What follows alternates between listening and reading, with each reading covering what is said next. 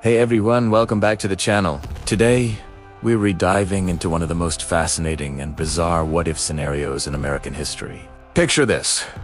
It's the late 18th century. The American colonies have just won their independence from Great Britain. A brand new nation is being born, and ideas are flying around like fireworks on the 4th of July. What should the government look like?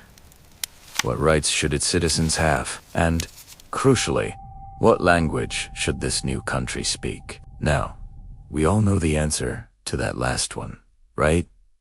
English. It seems obvious, but what if I told you that wasn't a foregone conclusion? What if I told you that amidst the debates and the arguments, a truly strange idea was floated? An idea so radical, so unexpected that it's been mostly forgotten, relegated to the status of a historical rumor or a quirky legend. This is the story of the proposal that the United States of America should adopt Hebrew as its official national language. I know, it sounds crazy, but stick with me, because the story of why this idea even came up in the first time reveals so much about the mindset of the Founding Fathers and the very soul of the young American Republic. It's a tale that connects the American Revolution to ancient history, political philosophy, and a deep, profound search for a new identity, completely separate from the old world they had just left behind. To understand where this seemingly outlandish idea came from, we need to transport ourselves back to the intellectual climate of the 1770s and 1780s.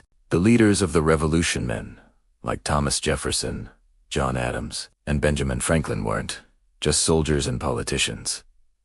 They were products of the Enlightenment. They were scholars, deeply read in history, philosophy, and theology. They saw themselves as creating something entirely new, a novus ordo seclorum, a new order of the ages. And to build this new order, they looked back to the great republics of the past for inspiration. They studied the Roman Republic, they studied ancient Greece, but for many, the ultimate model of a nation founded on law and divine principle was ancient Israel as described in the Old Testament. Think about it. The story of the Israelites escaping the tyranny of the Egyptian pharaoh and journeying to a promised land resonated powerfully with the American colonists who had just escaped what they saw as the tyranny of King George III, and were building a new society in their own promised land. This parallel wasn't just a casual metaphor. It was a core part of their self-image. They saw themselves as a new Israel, a chosen people with a special destiny. This idea, known as American exceptionalism, had deep roots in the puritanical heritage of New England. The Puritans had always viewed their journey to the New World through a biblical lens, and that way of thinking permeated the culture of the colonies. So, when it came time to forge a national identity, looking to ancient Israel wasn't a stretch, it was a natural intellectual leap. And what was the language of ancient Israel? Hebrew.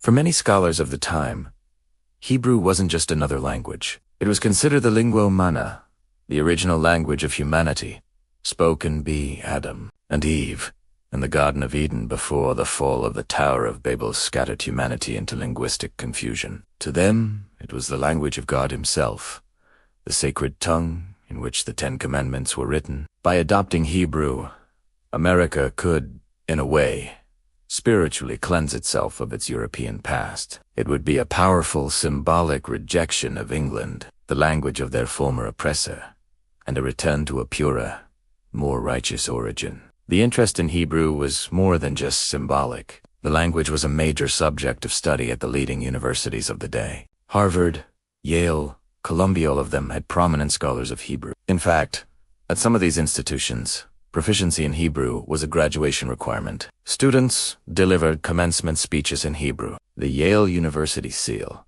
to this day, features the Hebrew words Urim and Thummim, referring to objects from the Old Testament used for divine communication. The language was seen as the bedrock of a classical education, essential for understanding Scripture in its original, uncorrupted form. This academic fascination fueled the popular debate. While there is no official record of a formal bill being presented to Congress to make Hebrew the national language, the idea was certainly discussed in intellectual circles and public discourse. The legend often goes that the proposal came up for a vote and was defeated by a single vote. While that dramatic detail is likely an exaggeration, a piece of historical folklore, the fact that the legend exists at all tells us how. Seriously, the idea was considered by some.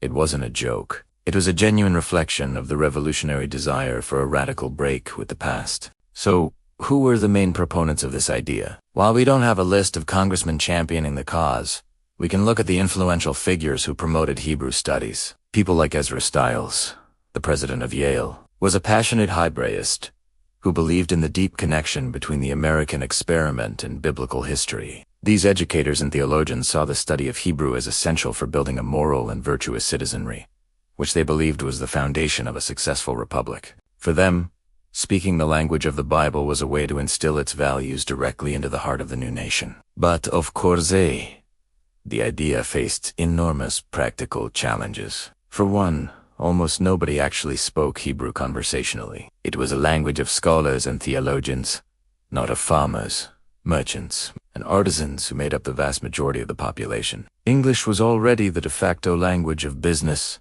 government, and daily life. To suddenly switch to Hebrew would have been an impossible undertaking. Can you imagine trying to teach an entire nation of millions a new, complex language from scratch? The logistical nightmare would have been immense. The cost, the effort, the sheer chaos it would have created made it an impractical dream. Furthermore, not everyone was on board with the New Israel analogy. Thinkers like Thomas Jefferson, while respecting the Bible as a moral text, were also deists who championed a stricter separation of church and state. They were wary of tying the new nation too closely to any single religious tradition. For them, the foundation of the republic should be reason and natural law, not divine revelation. The idea of adopting a sacred language as the official tongue would have felt like a step towards theocracy, the very thing they were trying to avoid. They wanted a republic for all people, not just those who subscribed to a specific religious worldview. This brings us to the great debate that ultimately decided the issue, not just for Hebrew, but for any official language. The United States, to this day, does not have an official language at the federal level. Why?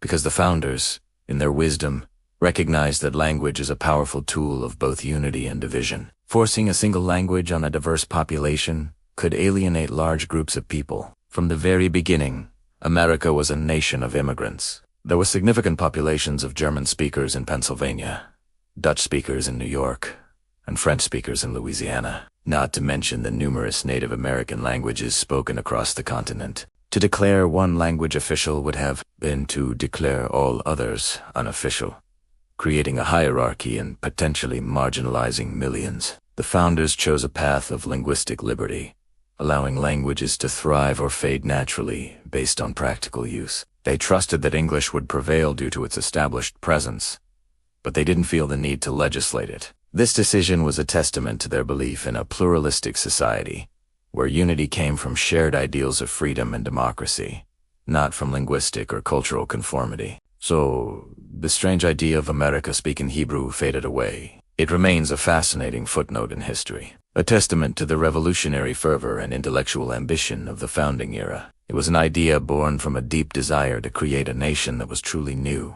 pure, and righteous. While it was ultimately impractical and philosophically divisive, it forces us to reconsider what we think we know about the birth of the nation. It reminds us that the America we live in was not inevitable. It was forged in a crucible of radical, competing ideas, some of which were as bold and as strange as the notion of a republic in the New World, speaking the ancient language of the Old Testament. What do you think? Would America be a different place today if this idea had taken hold? Let me know your thoughts in the comments below. It's a wild piece of history that really gets you thinking about the foundations of national identity. Thanks so much for watching, and if you enjoyed this deep dive into a forgotten corner of history, make sure to hit that like button and subscribe for more stories like this. We'll see you in the next video. Start a video. Hey everyone, and welcome back to the channel. Today, we're diving into a fascinating chapter of American history that often gets overlooked. Picture this. The year is 1783. The ink is barely dry on the Treaty of Paris. The United States is officially independent. Cannons have been fired, parades have marched, and a new nation is born. But amid all the celebration, a strange and slightly awkward question started to bubble up among the nation's brightest minds. What were they going to do about their language? Think about it.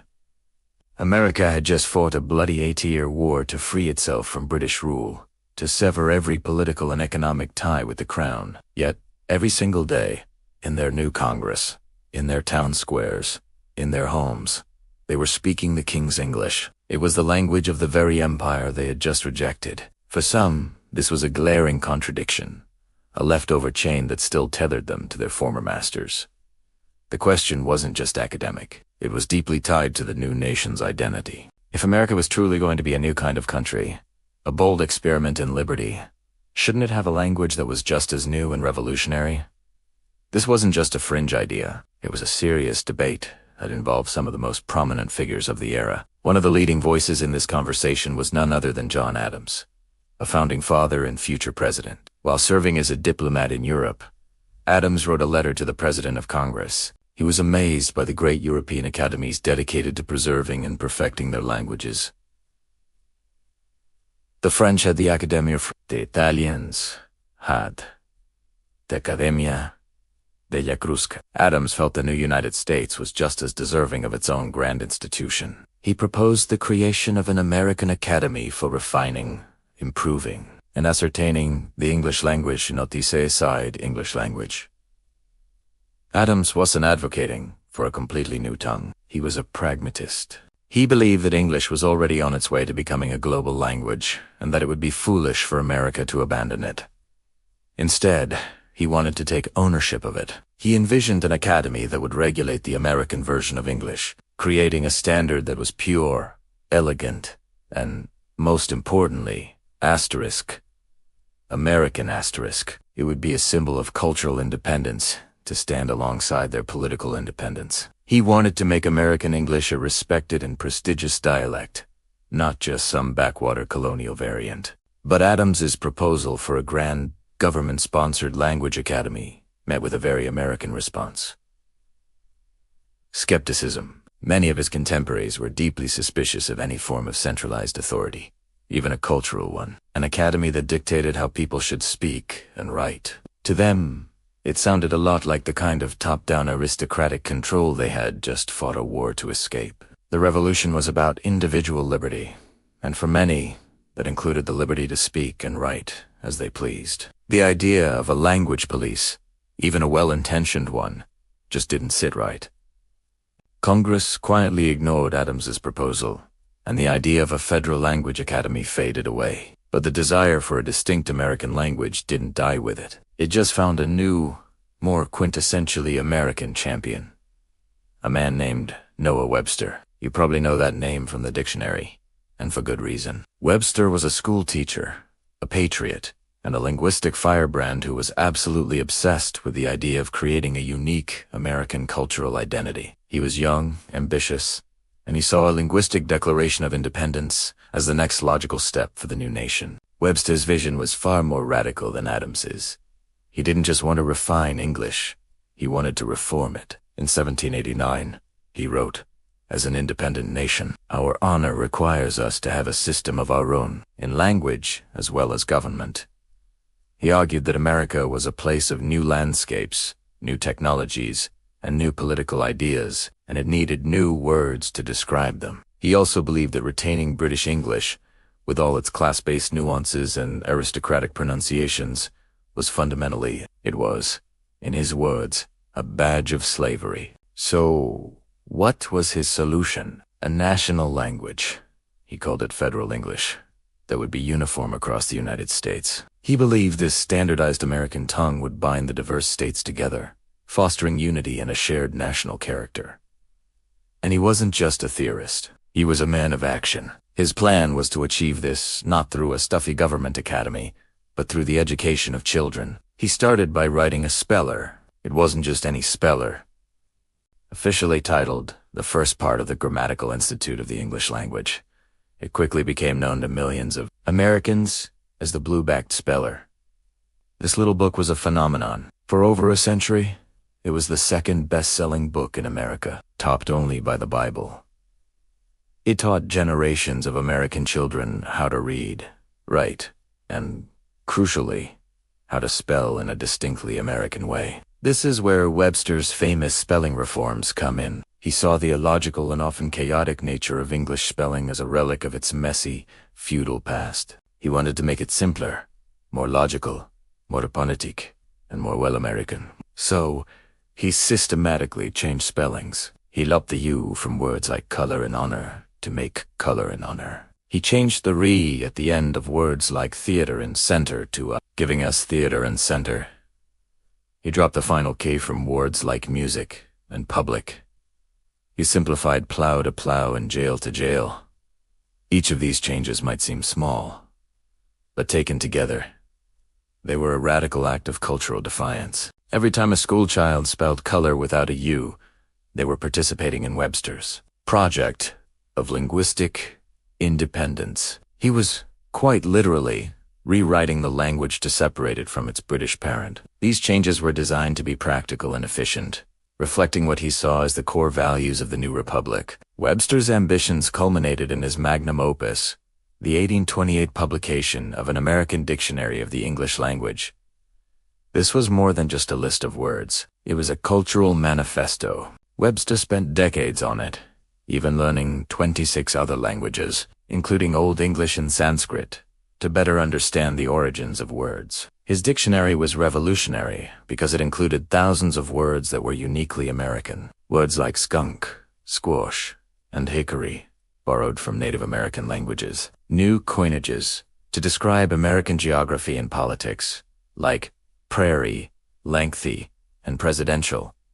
By including these words, Webster was legitimizing them. He was declaring that the American experience was valid and that its language was worthy of its own dictionary. He was anointing Americanisms into the official record. This dictionary did more to standardize and define American English than any government academy ever could have. It was a private enterprise, driven by one man's patriotic fervor, and it succeeded because it met a real need. It gave Americans a reference point, a guide to their own version of the language. Of course, not everyone was on board. There were plenty of purists, both in America and Britain, who were horrified by what Webster was doing. They saw his changes as a vulgar corruption of the proper English language. British critics mocked his Americanisms and accused him of linguistic vandalism. One London paper sneered that his dictionary should be called a Yankapoodle-Doodle dictionary. Even in America, some of the more conservative, Anglophile elites in cities like Boston and Philadelphia looked down on Webster's reforms as provincial and crude, but Webster's vision ultimately won out. His approach was just more in tune with the spirit of the age. It was democratic, practical, and forward-looking. While the idea of creating a completely new, non-English language never gained serious traction, it was simply too impractical to push to create a distinct American version of English was a resounding success. So, in the end, America didn't create a new language from scratch. It didn't establish a French-style academy to dictate rules from on high. Instead, it did something far more interesting. It took the language of its former oppressor and remade it in its own image. Through the passionate work of individuals like Noah Webster, and through the everyday speech of millions of ordinary people, American English evolved. It became a living,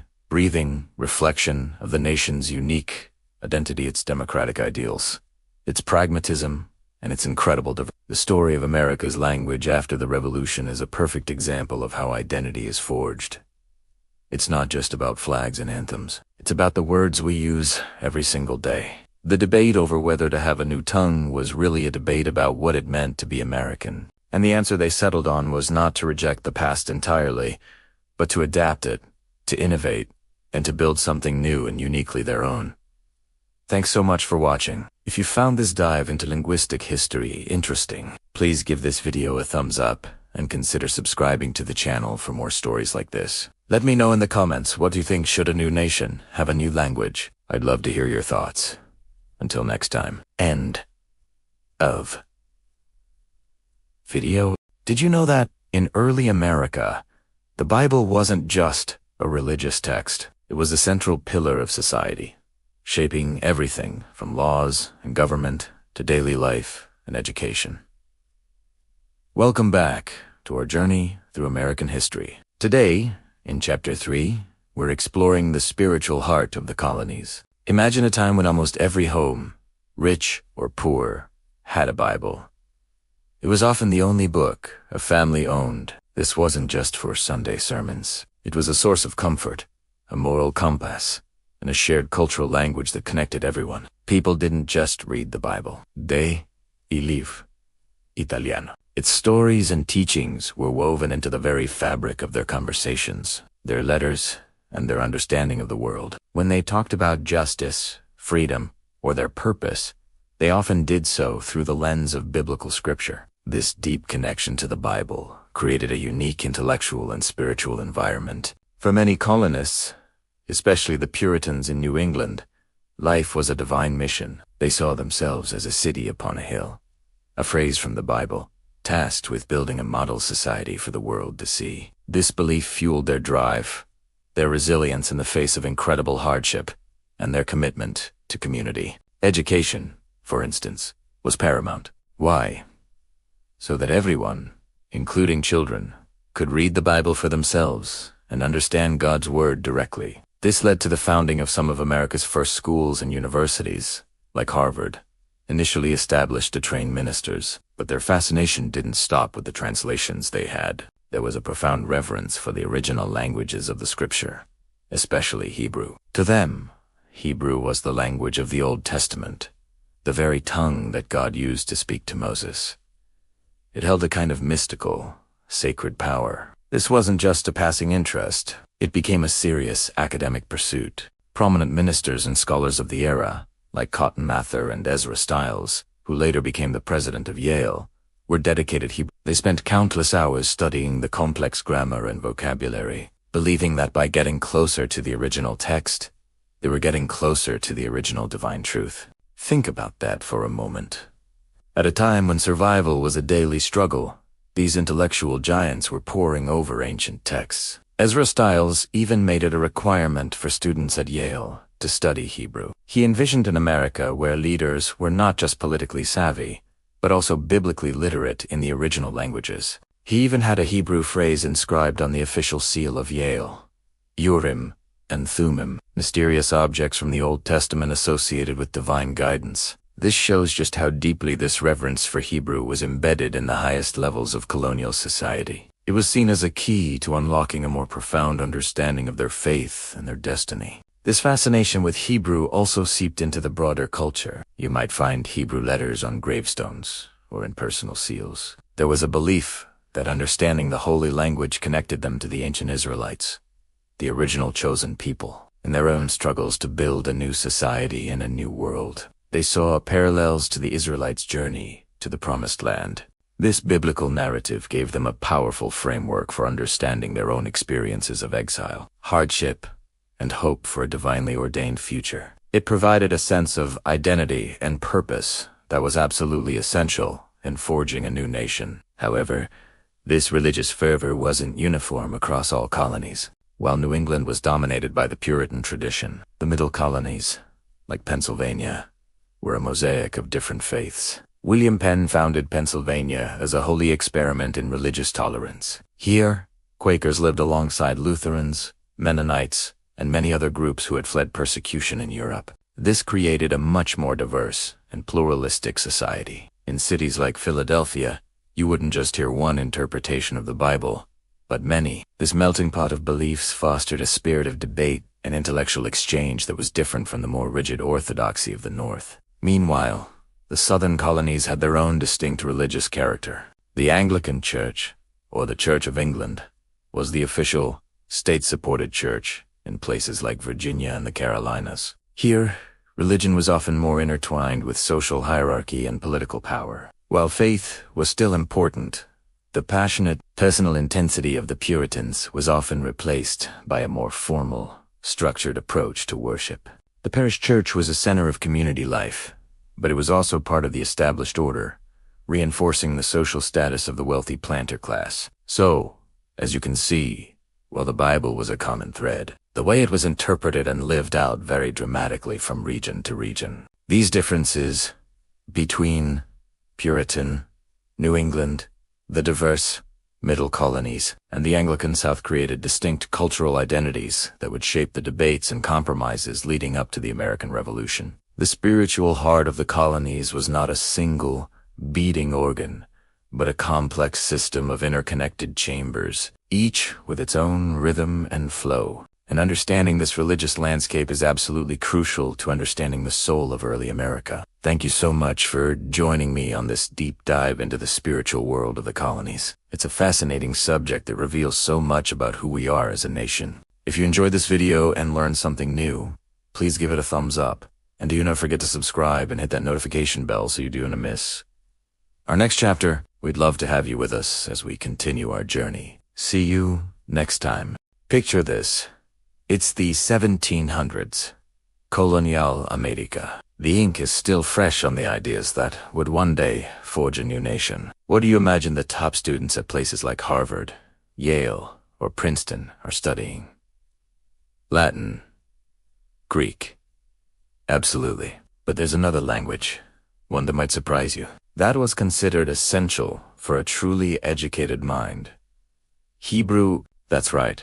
The ancient language of the Old Testament was a cornerstone of higher education in early America. Why?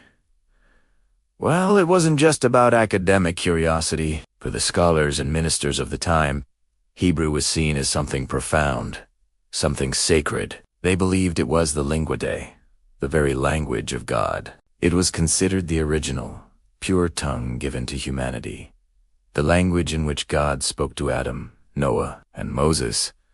To study Hebrew was to get as close as possible to the original, unadulterated Word of God. This wasn't just a niche interest, it was a requirement. At Harvard, for instance, all incoming freshmen were expected to have a working knowledge of Hebrew grammar. For many years, the commencement address, the big speech at graduation, was delivered in Hebrew. Can you imagine that today? The valedictorian stepping up to the podium and addressing the crowd in the ancient language of the patriarchs. It speaks volumes about how central this knowledge was to their idea of what it meant to be educated. The curriculum was intense.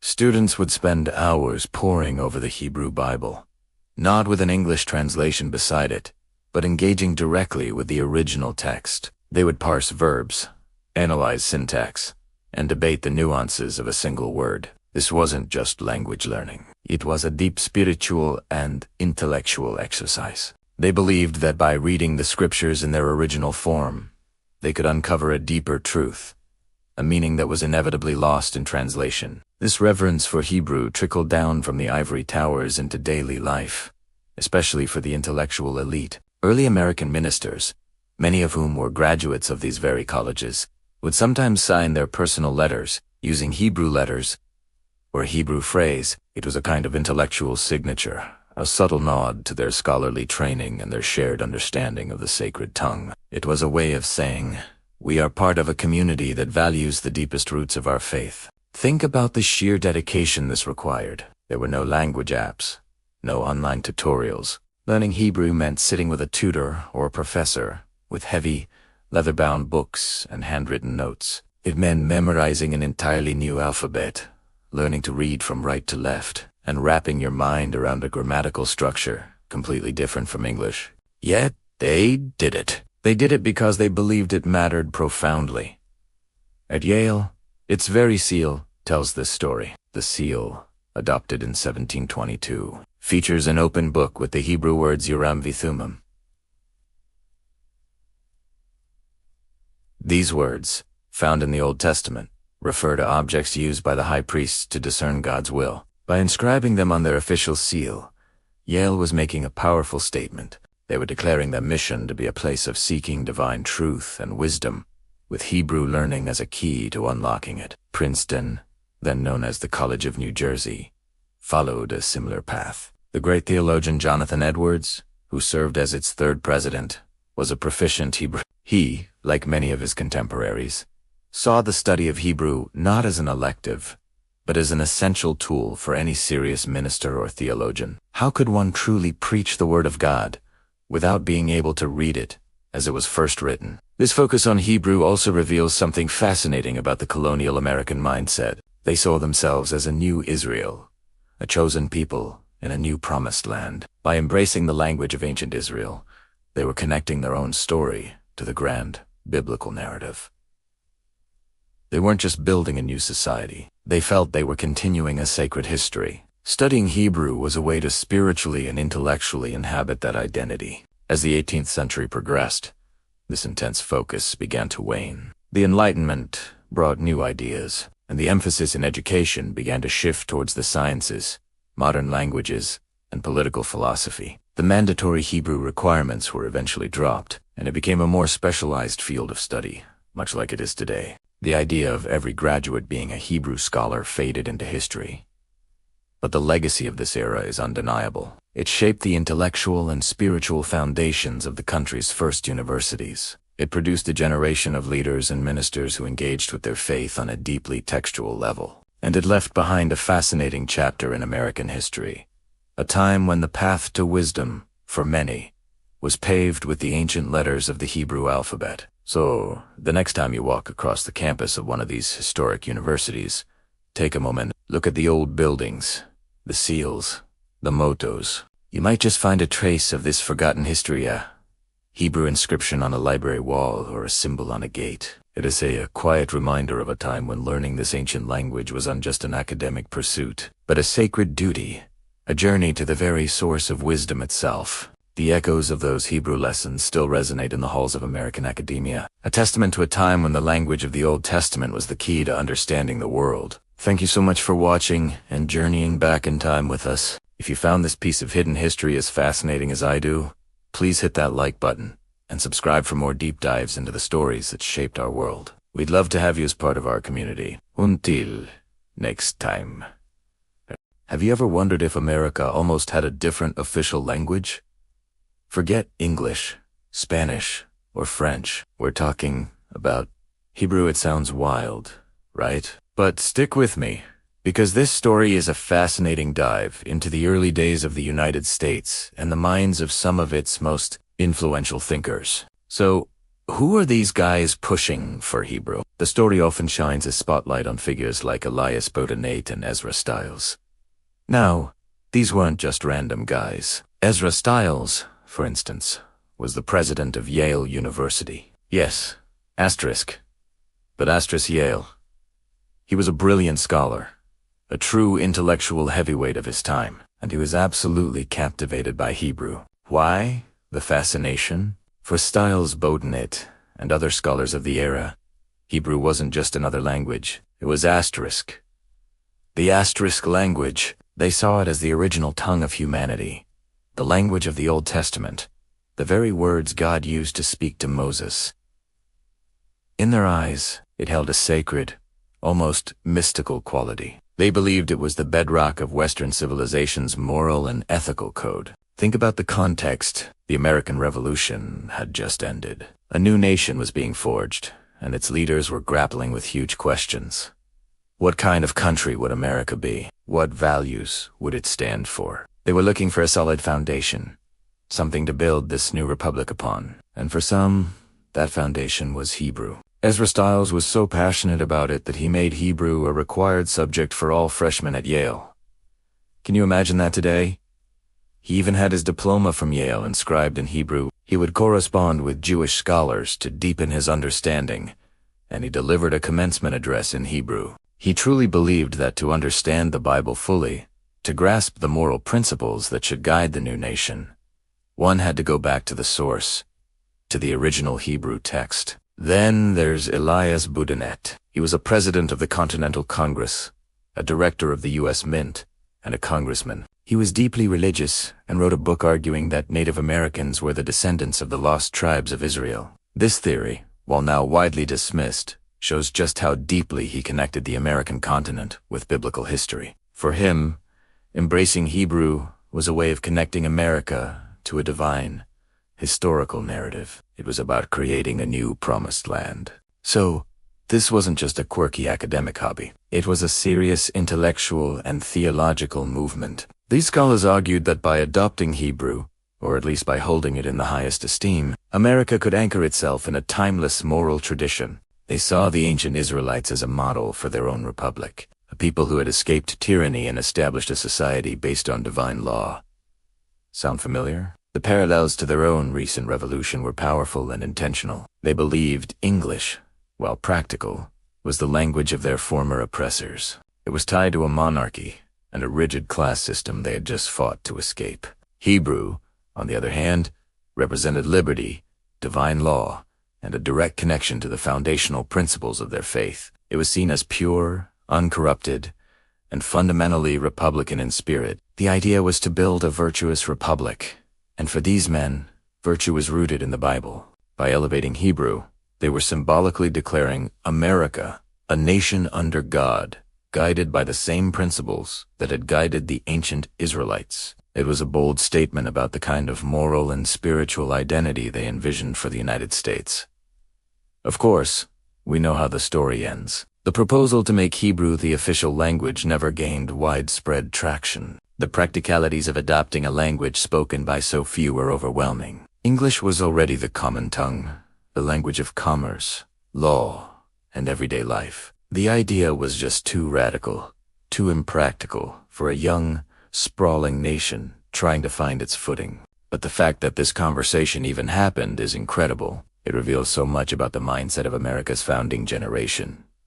They weren't just politicians and soldiers. They were deep thinkers, theologians, and they were searching for meaning, for a way to build a society that was not just prosperous, but also righteous and morally sound. This forgotten chapter of American history reminds us that the nation's identity was never a foregone conclusion. It was debated, contested, and shaped by powerful ideas. The dream of a Hebrew-speaking America may have faded, but the passion and vision of the men behind it left a lasting mark on the country's intellectual and spiritual landscape. So next time you hear about the Founding Fathers, remember it wasn't all just about taxes and representation. It was also about big, bold, and sometimes strange ideas like the one that almost made Hebrew the language of America.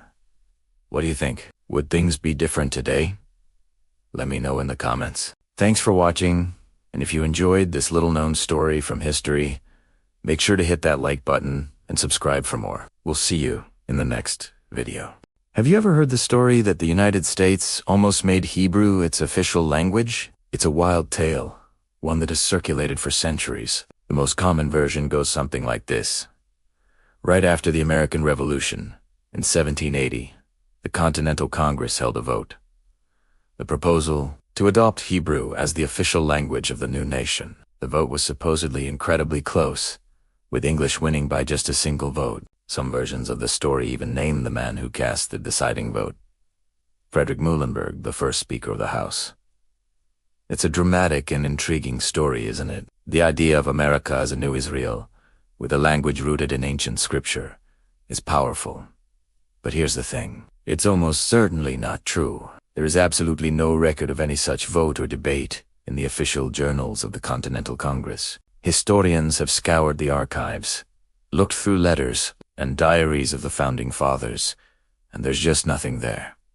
Not a whisper. Frederick Muhlenberg didn't even become Speaker of the House until 1789, nearly a decade after the supposed vote took place. So, from a purely historical standpoint, the story falls apart pretty quickly. Case closed, right? Well, not exactly. Because the really fascinating question isn't asterisk, if asterisk it happened, but asterisk.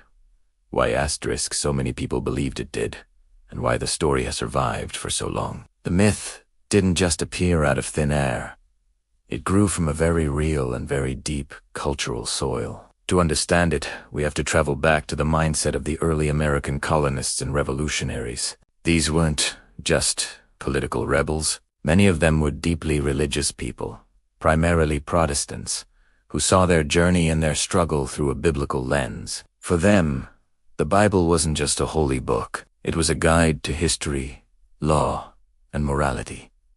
They saw parallels everywhere. The perilous journey across the Atlantic was like the Israelites' crossing of the Red Sea. King George III was a tyrannical pharaoh. America was the new promised land, a city upon a hill, a beacon of liberty for the world, just as ancient Israel was meant to be a beacon of faith. This way of thinking was everywhere in sermons, in political pamphlets, and in private letters. And at the heart of this worldview was the Hebrew language itself. It was considered the asterisk lingua sacra asterisk, the sacred tongue, the original language given by God to Adam in the Garden of Eden. For many scholars of the time, learning Hebrew was about more than just academic study. It was about getting closer to the original, uncorrupted Word of God. The Protestant Reformation had placed a huge emphasis on reading the Scriptures in their original languages, and that passion was alive and well in colonial America. In fact, the study of Hebrew was a cornerstone of higher education in the colonies. At universities like Harvard, Yale, and King's College, which is now Columbia, Hebrew was a required subject for students. The 1755 seal of King's College even featured the name of God written in Hebrew characters. Commencement speeches were sometimes delivered in Hebrew. This wasn't some fringe interest. It was a mark of a truly educated person. The leading intellectuals and theologians of the day, men like Cotton Mather and Jonathan Edwards, were proficient in Hebrew. They believed it held the keys to understanding not just the past, but God's plan for the future. So when you put all of this together, the view of America as a new Israel, the reverence for the Bible, and the high status of the Hebrew language in academic and religious circles, the myth of the congressional vote starts to make more sense. It wasn't a historical event, but a kind of cultural fable. It was a story that captured a genuine feeling of the time. The idea that America was a nation set apart with a divine destiny, a nation so deeply connected to biblical ideals that it might plausibly consider adopting the language of the Bible itself. The story likely started as a rumor, or perhaps even a joke, but it spread because it resonated with people's beliefs about who they were and what their new nation represented. It was a shorthand way of saying, we are not like the old, corrupt nations of Europe. We are building something new, something founded on ancient, sacred principles. It was a myth, but a myth that told a deeper truth about the American identity at its inception. It spoke to the powerful role that sacred history played in the imagination of the founding generation. So where did the story actually come from? It's hard to pinpoint the exact origin, but variations of the tale started appearing in the 19th century. One popular theory is that it got mixed up with a real debate that happened much later. In the 1790s, a group of German Americans in Virginia petitioned Congress to publish federal laws in German, in addition to English. This proposal was debated and eventually defeated. The vote was close, 42 to 41. And who was the Speaker of the House at the time? Friedrich Muhlenberg, who was himself of German heritage. It's believed he abstained from the final vote, with some sources claiming he said something along the lines of, "The faster the Germans become Americans, the better." It's easy to see how these two stories could have become entangled over time. A real, close vote involving a foreign language and Friedrich Muhlenberg could have easily morphed in the retelling.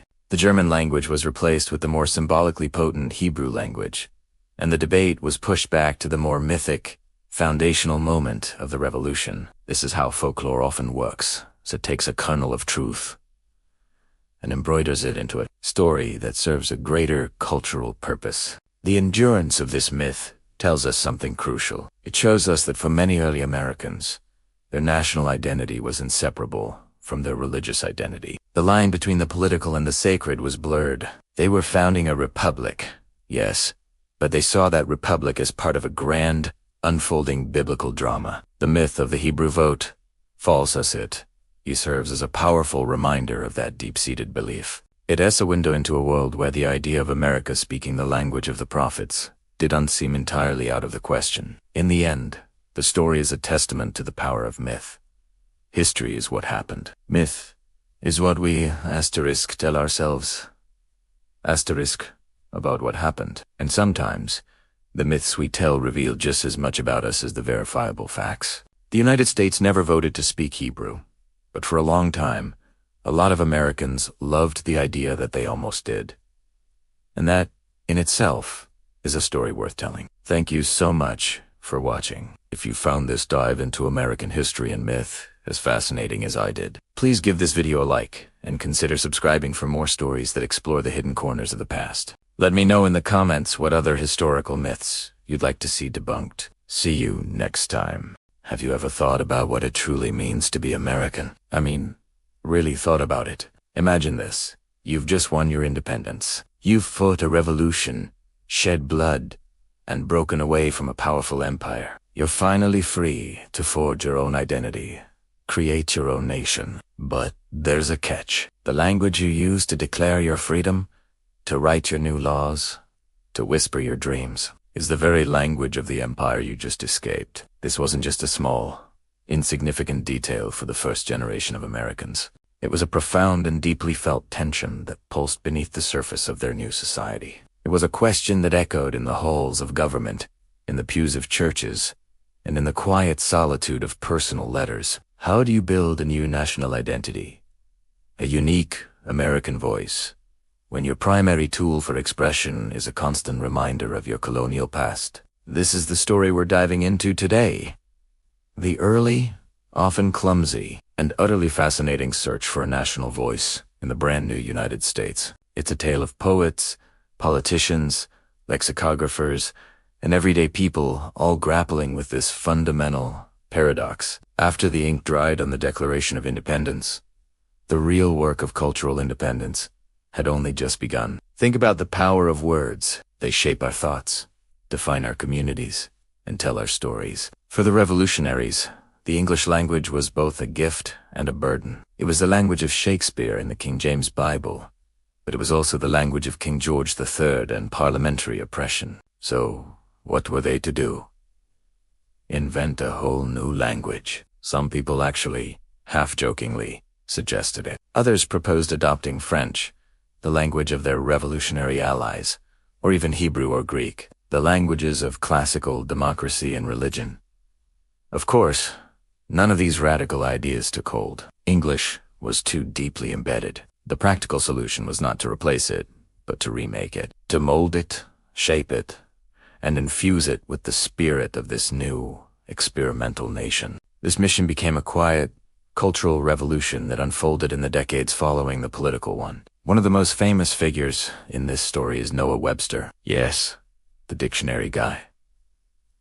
But it was so much more than that. Webster was a fierce cultural nationalist. He was obsessed with the idea of creating a distinct American language, one that was purer, more rationnel, and more uniform than its British counterpart. He believed that a common language would be the glue that held the fragile new republic together. In 1783, he published his famous blue-backed speller. It might seem like just a spelling book for children, but it was a revolutionary document in its own right. Webster deliberately changed spellings. You know how Americans write color without a U or center instead of center? That's Webster. He saw these small changes as acts of linguistic independence, tiny declarations of separation from Britain with every stroke of the pen. His speller sold millions of copies, standardizing an American way of writing and speaking for generations of schools. It was a brilliant, grassroots way to build a shared identity from the ground up. Webster's grandest project, of course, was his 1828 An American Dictionary of the English Language. This wasn't just a list of words. It was a cultural manifesto. He included thousands of words that were unique to America. Words like skunk, squash, and caucus. Words that described the unique landscape, wildlife, and political realities of the New World. By including them, he was legitimizing the American experience. It was solving, our words matter. Our way of life is worthy of its own dictionary. It was a monumental achievement that took him decades to complete, and it powerfully asserted that American English was not just a dialect of British English, but a legitimate and distinct language in its own right. But the search for a national voice wasn't just happening in dictionaries. It was happening in literature, too. Early American writers faced a dilemma. Should they imitate the popular styles of British authors to gain respectability, or should they try to create something entirely new and risk being seen as provincial and unsophisticated? Poets like Philip Freneau, often called the poet of the American Revolution, tried to capture the spirit of the new nation in his verse. He wrote about American landscapes, political events, and the ideals of liberty. Yet, he and his contemporaries, like the Hartford wits, often struggled to break free from the formal, neoclassical poetic forms that were popular in England. It was like they were trying to describe a wild, untamed American forest, using the rigid grammar of a manicured English garden. The content was American, but the form often felt borrowed. Then came the novelists. Royal Tyler's The Algerine Captive published in 1797, is often considered one of the first American novels. It tells the story of a man who travels the world and, after many adventures, realizes the superiority of his own country. The novel explicitly calls for a uniquely American literature that reflects the nation's own character and values. Similarly, Charles Brockden Brown wrote Gothic novels set not in crumbling European castles, but in the dark woods and disease-ridden cities of America, like Philadelphia. He was taking a European genre and making it distinctly American, exploring the anxieties and psychological darkness of the New Republic. This struggle was real. The audience for American books was small, and it was often more fashionable to read the latest novel from London than one from Philadelphia or Boston. American authors had to fight for an audience and for cultural legitimacy. They were pioneers, clearing a path through the literary wilderness and trying to prove that American stories were worth telling and worth reading. The search for a national voice also echoed through sermons and political essays. After the Revolution, the role of religion in public life was a hot topic. Preachers who had once thundered against the tyranny of the king now had to help their congregations understand what it meant to be a virtuous citizen in a republic. They used the shared language of the Bible to frame America as a new Israel, a chosen nation with a special, divine mission. This idea of American exceptionalism, that the U.S. is a unique and morally superior nation, has its roots in this post-revolutionary period. It was a powerful way of creating a shared national story, a sacred purpose that bound people together. Meanwhile, in the world of politics, the Federalist Papers stand as a monumental example of using language to shape a nation. Written by Alexander Hamilton, James Madison, and John Jay. These essays weren't just dry political theory. They were a masterful work of persuasion, using clear, powerful, and rational language to convince Americans to ratify the new Constitution. They were creating a new political vocabulary for the Republic, defining terms like faction, federalism, and checks and balances.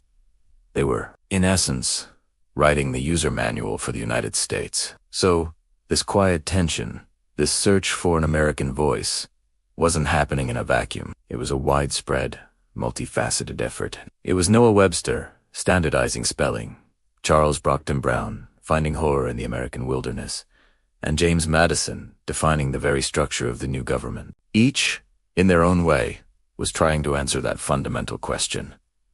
What does it mean to be an American? They concluded that it meant forging a new path, even if it meant using old tools. It meant taking the English language, a symbol of their former rulers, and making it their own. They infused it with new words, new spellings, and new ideas, creating a distinct American English. They used it to tell their own stories, to explore their own landscapes, and to build their own political and cultural institutions. This early search for a national voice was a crucial step in the formation of American identity. It was a declaration that cultural independence was just as important as political independence. The work they started continues today, as each new generation of Americans continues to shape and redefine the language and the stories that tell us who we are. It's a legacy that's all around us, in the way we speak, the books we read, and the ideas we hold dear. Thank you so much for joining me on this journey back in time. It's a fascinating part of American history that often gets overlooked. If you enjoyed this video and want to explore more stories like it, please hit that like button and subscribe to the channel. It really helps us continue making this content. We'll see you in the next one. Have you ever wondered what language the founding fathers of America almost chose as the official language? The answer might surprise you. It wasn't French, German, or Spanish. It was Hebrew. Let's journey back to the 18th century and uncover this fascinating, little-known chapter of American history. The American Revolution wasn't just a political and military struggle. It was also a profound identity crisis.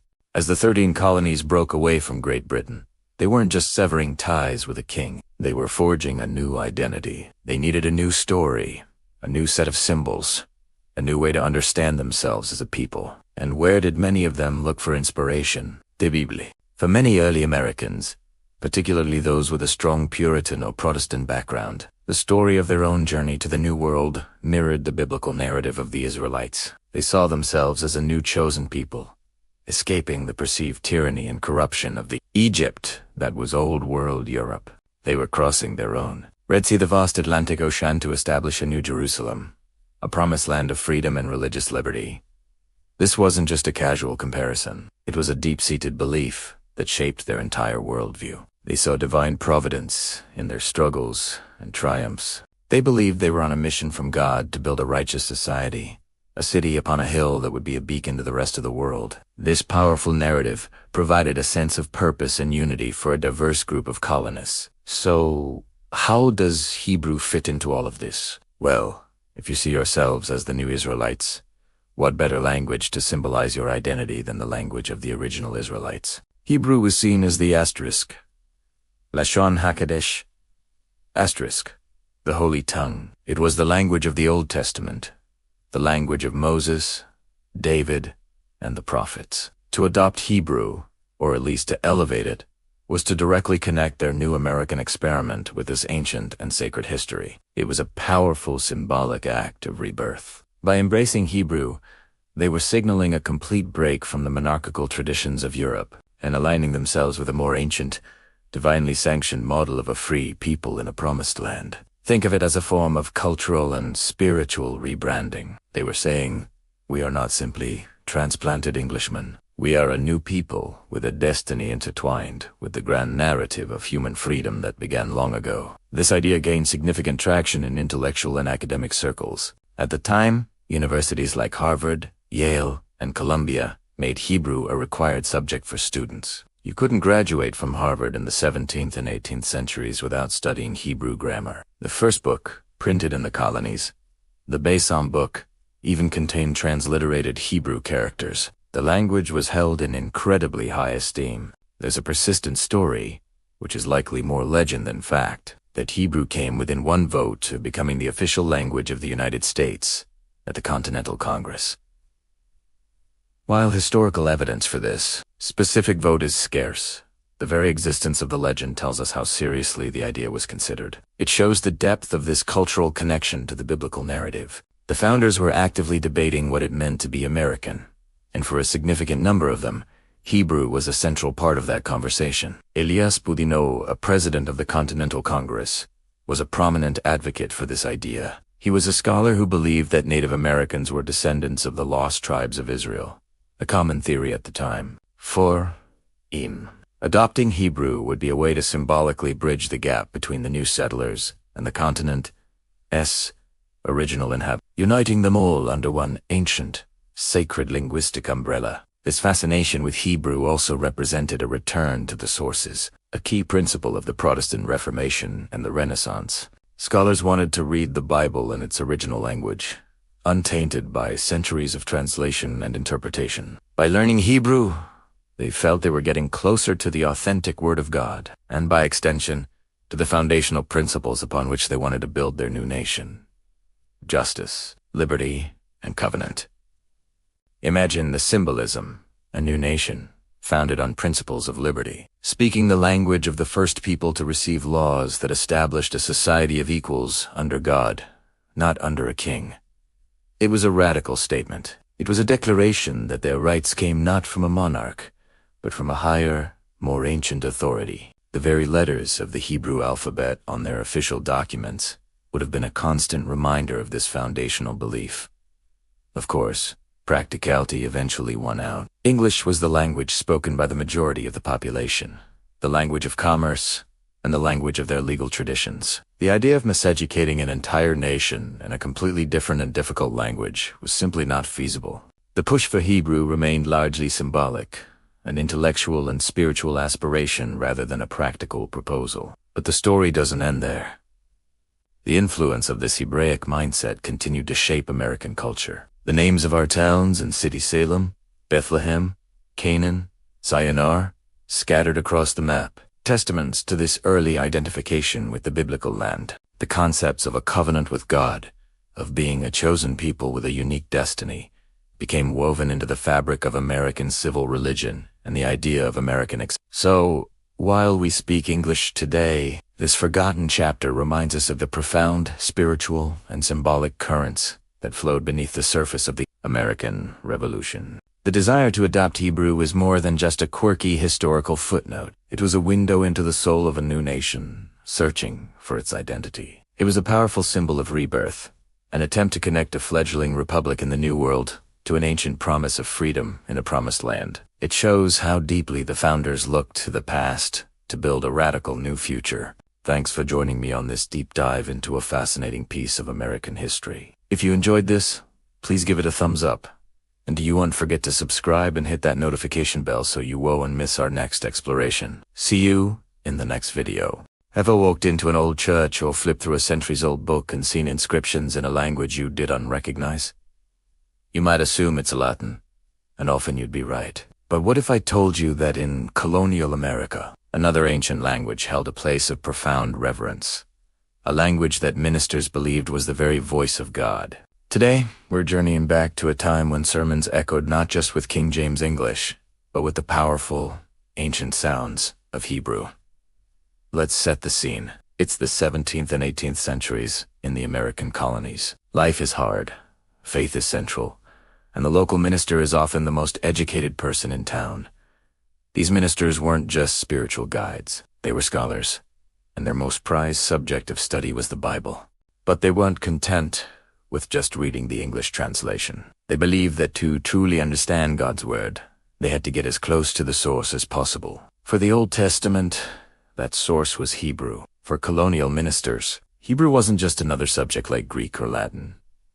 It was considered the asterisk, lingua sacra asterisk, the holy tongue. Many believed it was the language spoken by Adam and Eve in the Garden of Eden, the language God himself used to speak the universe into existence. Imagine the power in that belief. Learning Hebrew wasn't just an academic exercise. It was a spiritual pilgrimage, a way to hear the faint echoes of creation itself. It was an act of devotion, a way to peel back the layers of translation and encounter the raw, unvarnished Word of God. This deep reverence for Hebrew manifested in fascinating ways. It wasn't just confined to the dusty libraries of Harvard or Yale, where it was a required subject for students. Ministers would weave Hebrew words and phrases directly into their Sunday sermons. Picture yourself sitting in a simple, wooden meeting. The minister is passionately preaching, and he pauses, looks out at the congregation, and proclaims a verse first in its original Hebrew, and then in English. The sound itself guttural, rhythmic, and ancient would have had a mesmerizing effect. It was a way of saying, this isn't just my interpretation. This is the authentic, original truth. It added a layer of authority and mystery, reminding the congregation that they were in the presence of something sacred and timeless. Think about the impact. For the average colonist, who was likely illiterate or had only basic reading skills, hearing these foreign words would have been all. It was a tangible connection to the world of Abraham, Moses, and David. It wasn't just a story in a book. It was a living tradition, a sacred soundscape that connected their small, rustic church to the very foundations of their faith. These phrases, like Yahweh, Shalom, or Hallelujah, became more than just words. They were emblems of a divine reality. But it didn't stop with sermons. This reverence for Hebrew literally left its mark on the physical world of the colonies. Ministers and scholars would inscribe Hebrew on all sorts of things. You might find it on their personal book plates, on the title pages of their published works, or even carved into the headstones of their graves. A minister's final resting place might bear his name in English, followed by a Hebrew phrase like, "The Lord is my shepherd." It was the ultimate statement of faith, using what they believed to be God's own language to commend their soul to Him. These inscriptions served as permanent, public declarations of their devotion and scholarship. They were a testament to a life spent in pursuit of divine truth. Why this intense focus? For these Puritan and colonial thinkers, the Bible wasn't just a collection of nice stories or moral suggestions. It was a precise, legally binding covenant between God and humanity. They believed every word, every letter, was divinely inspired and held immense significance. Interview, the English translation, while valuable, was imperfect. It was a vessel, but the original Hebrew was the treasure itself. To truly understand the terms of God's covenant, to grasp the nuances of His law and the depth of His promises, one had to go to the source. This pursuit of the original text was also a form of moral and intellectual discipline. Learning Hebrew is not easy. It requires years of dedicated study, memorization, and a deep understanding of grammar and syntax. For the colonial minister, this rigorous process was a spiritual exercise. It trained the mind to be precise, patient, and humble before the text. They believed that this mental discipline would translate into moral discipline. By wrestling with the complexities of the sacred language, they were sharpening their own souls, making themselves better vessels for communicating God's truth to their flock. It was a way of purifying the intellect to better serve a holy purpose. This obsession with Hebrew also shaped the intellectual culture of early America. The first book printed in the colonies was the Bedtime book, which was a new translation of the Psalms directly from the Hebrew. The translators weren't just trying to make it more poetic. They were trying to make it more accurate asterisk. They wanted to capture the literal meaning and structure of the original Hebrew verses. This commitment to an unvarnished, direct engagement with the source text is a foundational element of the American intellectual tradition. It's a legacy of rigor, a belief that truth is something to be painstakingly excavated, not just passively received. So, when we look back at these colonial ministers, we see a group of people for whom language was anything but ordinary. For them, Hebrew was a bridge across time, a direct line to the divine. It was a symbol of ultimate authority, a tool for intellectual and moral rigor, and a vessel for the most profound truths of existence. It shaped their sermons, their scholarship, and even the way they marked their final resting places. They weren't just speaking a foreign language. They believed they were speaking the language of heaven. The next time you see an old inscription you don't recognize, take a closer look. It might not be Latin or Greek. It might just be a faint echo from colonial America, a testament to a time when a handful of powerful, ancient words were believed to hold the very secrets of God. Thank you so much for joining me on this deep dive into the past. If you found this journey as fascinating as I did, please give this video a thumbs up and consider subscribing to the channel for more stories hidden in the pages of history. Ring that notification bell so you don't miss our next adventure. See you next time. Have you ever wondered why a founding father of an Ivy League university would be completely obsessed with an ancient language? I am talking about a language that most people today would not even consider learning unless they had a very specific reason. Well, get ready, because today we're diving into the fascinating story of Ezra Stiles, the 7th president of Yale College, and his deep, passionate, and borderline obsessive love for Hebrew. Now, when you think of the American Revolution and the Founding Fathers, you probably picture powdered wigs, constitutional debates, and maybe a duel or two. But what you might not picture is the president of one of America's most prestigious colleges spending his nights poring over Hebrew texts, believing it held the key to the new nation's spiritual destiny. This isn't just a quirky historical footnote. It is a story that reveals the profound and often overlooked religious and intellectual currents that shaped early America. Ezra Stiles was a true intellectual giant of his time. Born in 1727 in North Haven, Connecticut, he was a minister, an educator, and a voracious scholar. He was interested in everything from astronomy to silk, but his greatest passion, the one that truly defined his intellectual life, was the Hebrew language. So, why Hebrew? For Stiles, it wasn't just an academic exercise. He saw Hebrew as the sacred tongue, the original language in which God spoke to humanity. It was the language of the Old Testament, the very words of the divine. In his mind, to learn Hebrew was to get a direct, unfiltered connection to God's word. Think about it from his perspective. In the 18th century, most Christians, even highly educated ones, experienced the Bible through translations Greek, Latin, and of course, English, in the form of the King James Bible. But Stiles, and others like him, knew that every translation is also an interpretation. Something is always lost, or perhaps even altered, in the process. He believed that by going back to the original Hebrew, he could bypass centuries of what he might have seen as human interference.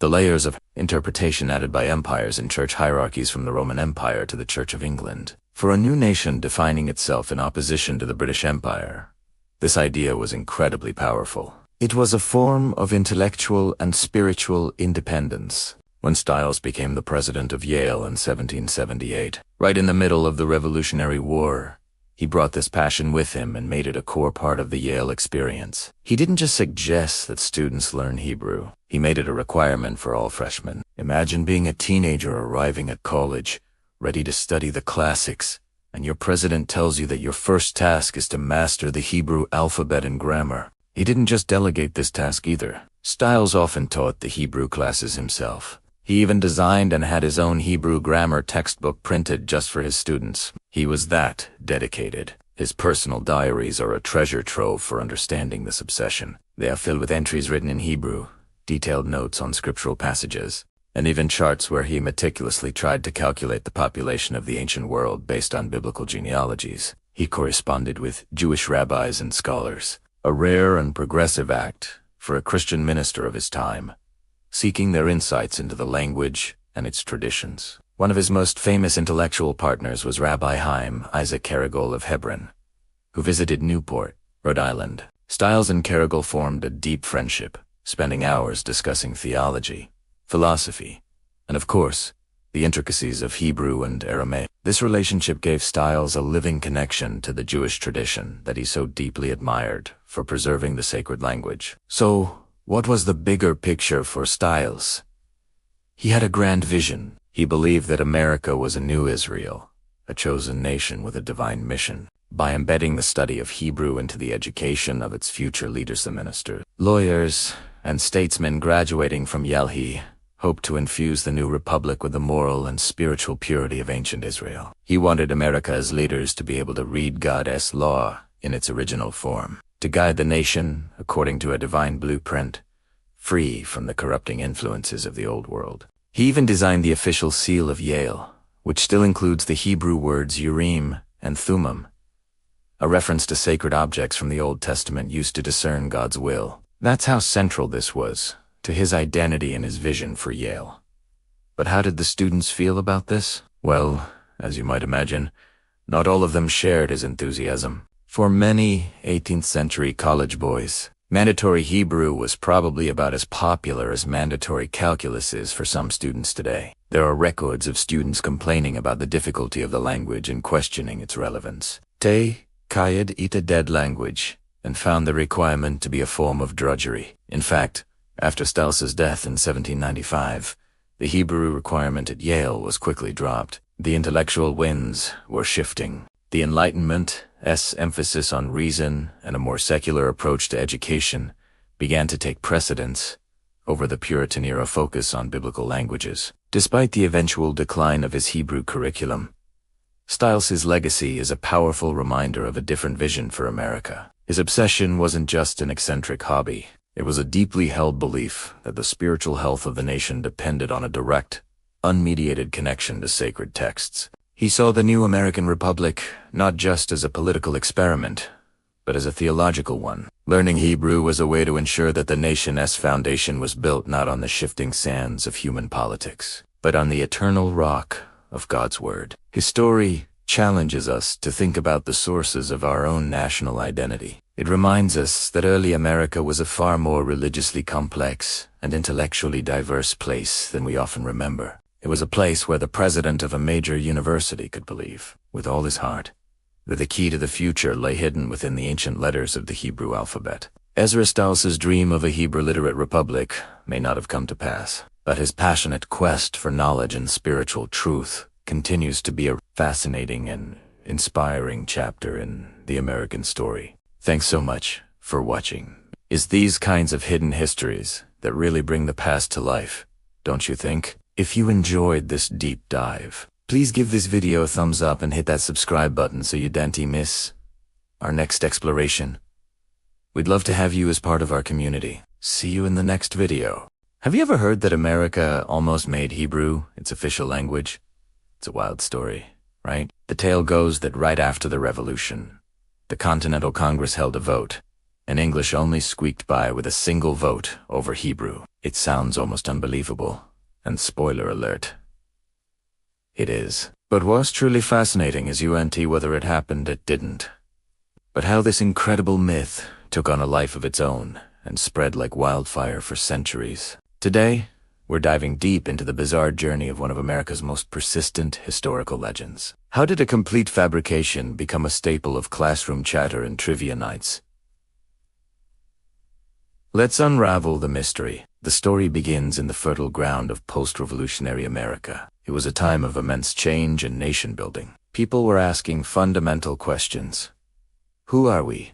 What kind of nation will we be? And, importantly, what language will we speak? Now, there was a genuine debate about language. Some patriots, eager to shed every last vestige of British influence, weren't thrilled about keeping English. They saw it as the language of the oppressor, King George III.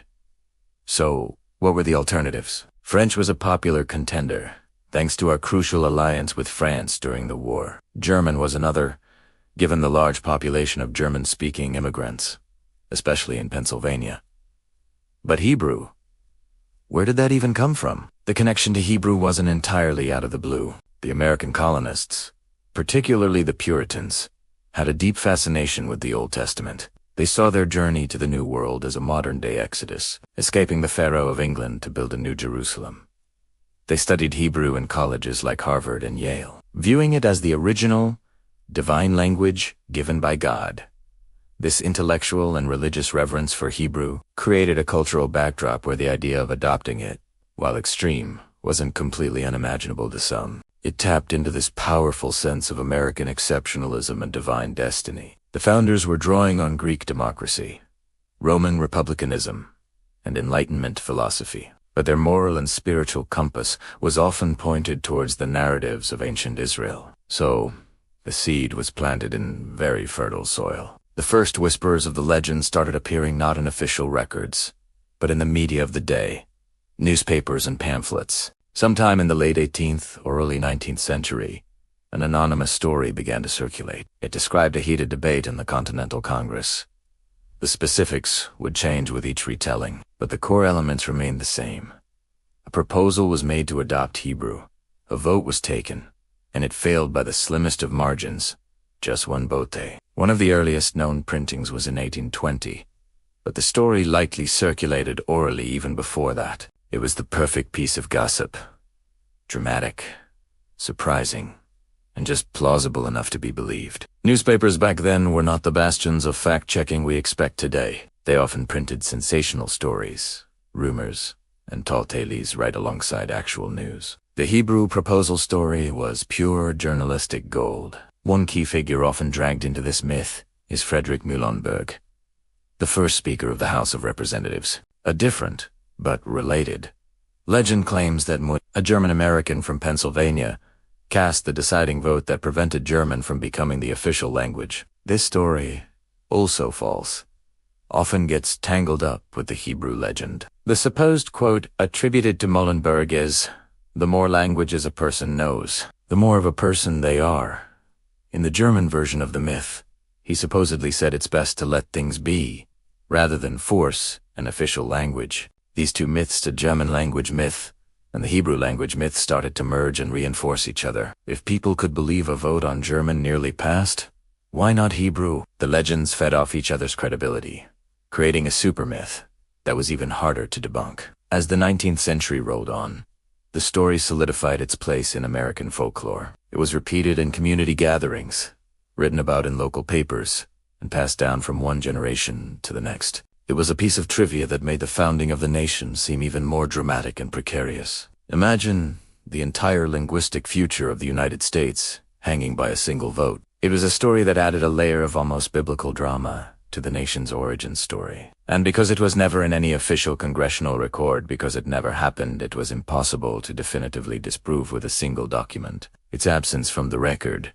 paradoxically, almost helped it survive. Believers could just claim it was a secret debate, or that the records were lost. By the early 20th century, the legend had graduated from gossip and folklore to something more. It began appearing in educational materials, trivia books, and even history lessons. Teachers, likely having heard the story themselves and finding it a fun and engaging anecdote, would share it with their students. It became one of those fun facts about American history that was unactually a fact at all. The popular Ripley's, believe it or not, franchise, famous for its collections of oddities, and strange facts featured the story, giving it a massive platform and a stamp of seeming authenticity for millions of readers. Once it entered the realm of popular culture and educational lore, it became incredibly entrenched. It was no longer just a rumor. It was part of the story America told itself. So, why has this myth been so incredibly sticky? What makes it so appealing? First, it plays into the idea of America as a nation of destiny, a new Israel. The idea that the founders even considered the holy language of the Bible fits perfectly with a romanticized, providential view of American history. Second, the single vote element is pure narrative dynamite. It creates a sense of a knife-edge moment, a historical turning point that could have gone another way. We love stories about close calls and what-ifs. What if America was a Hebrew-speaking nation? It's a fascinating, alternate reality to contemplate. It makes history feel less like a dry collection of dates and more like a thrilling story where anything is possible. Furthermore, the legend has been used over the years by different groups for different purposes. Some have used it to emphasize the religious, particularly Judeo-Christian, foundations of the United States. For them, the story is proof of the founders' piety. Others have told the story simply because it's a great yarn, a testament to the quirky and eccentric nature of the American experiment. And in a way, the persistence of the legend tells its own truth. Not a truth about a legislative vote, but a truth about American culture. It reveals our long-standing fascination with our own origin story, our tendency to mix myth with history, and our desire to see the founding of our nation as a grand, dramatic, and divinely guided epic. The story of the Hebrew proposal isn't history, but it is a fascinating piece of historical mythology. So, the next time you hear someone say that America almost made Hebrew its official language, you can smile. You'll know that while the story isn't true, the story of the story is very real and reveals a lot about who we are. It's a legend that has been passed down through newspapers, classrooms, and trivia books for over 200 years. A piece of folklore woven into the fabric of American identity. It is a powerful reminder that sometimes the myths we tell are just as interesting as the history that actually happened. What are some other historical myths you've always wondered about? Let me know in the comments below. Thanks so much for joining me on this deep dive into one of America's greatest historical legends. If you enjoyed unraveling this mystery, please hit that like button and subscribe to the channel for more explorations into the fascinating corners of history. Ring that notification bell so you never miss an update. We'll see you in the next video.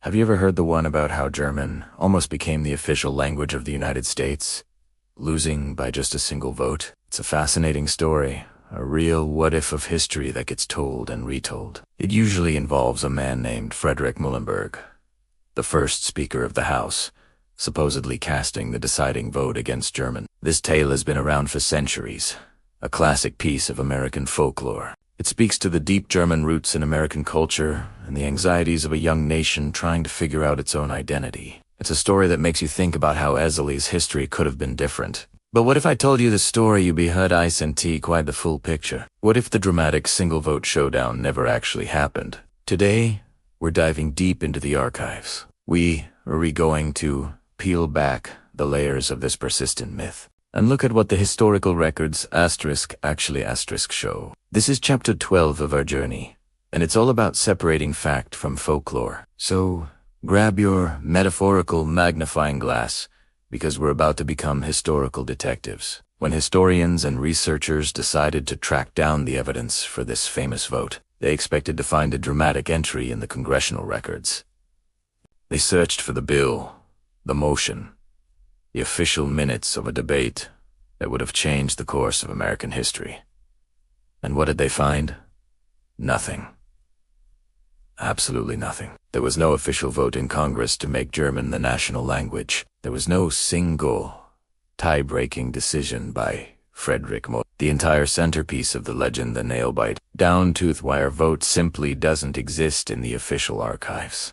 This can feel a bit like finding out your favorite superhero story was just a dream. So if there was no vote, where did this incredibly durable myth come from? Did someone just make it up out of thin air? Well, not exactly. The truth, as it often is far more complex and, in my opinion, even more interesting than the myth itself.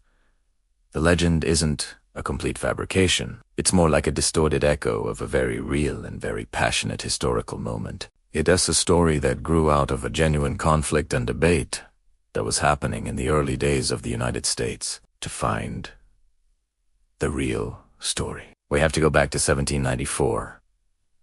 A group of German immigrants from Virginia submitted a petition to the U.S. House of Representatives. Their request was simple and, from their perspective, quite reasonable. They asked that federal laws be translated into German and published for German-speaking communities. Remember, at this time, there were large, concentrated populations of German speakers, particularly in states like Pennsylvania, who didn't speak or read English. They were citizens, they paid taxes, and they wanted to understand the laws of their new country. It was a matter of civic access and participation. This petition is the kernel of truth at the heart of the Muhlenberg legend. Their asterisk was a debate in Congress related to the German language. A committee was formed to consider the request. They discussed the pros and cons. Was it the government's responsibility to provide translations? Would it be too expensive? What precedent would it set? Could it encourage other language groups to ask for the same thing? These were the actual questions on the table. The debate wasn't about replacing English with German as the national language. It was about practicality and accommodation. The committee eventually recommended deferring the proposal. The final vote on the matter was 42-41, and who was the Speaker of the House at the time, presiding over these proceedings? Friedrich Muhlenberg, a man of German descent himself. Here, you can start to see how the pieces of the legend began to form. A close vote. Check.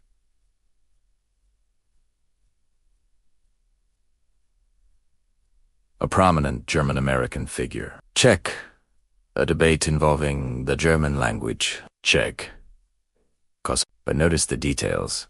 The vote wasn't on making German the official language, but on a proposal to simply postpone the discussion about printing laws in German. It was a procedural vote, not a grand decision on national identity. So why the no vote from Muhlenberg's side? He and others believed that for immigrants to become fully American, they needed to learn English and assimilate into the broader culture. He reportedly said something to the effect of, "The faster the Germans become Americans, the better it will be."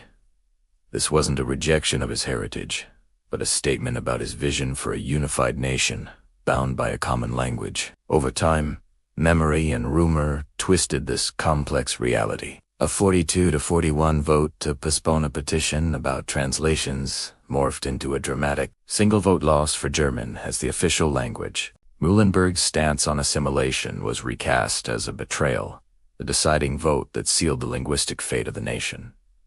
This is how myths are born. They aren't always lies, but rather exaggerations and simplifications of real events. The story was just too good to let the boring facts get in the way. It captured the real anxieties of the time. The young United States was a melting pot, but people were worried about whether it would all melt together or just stay a lumpy stew. Debates about a national language were tied up in larger questions of national identity. What did it mean to be an American? Did you have to speak English?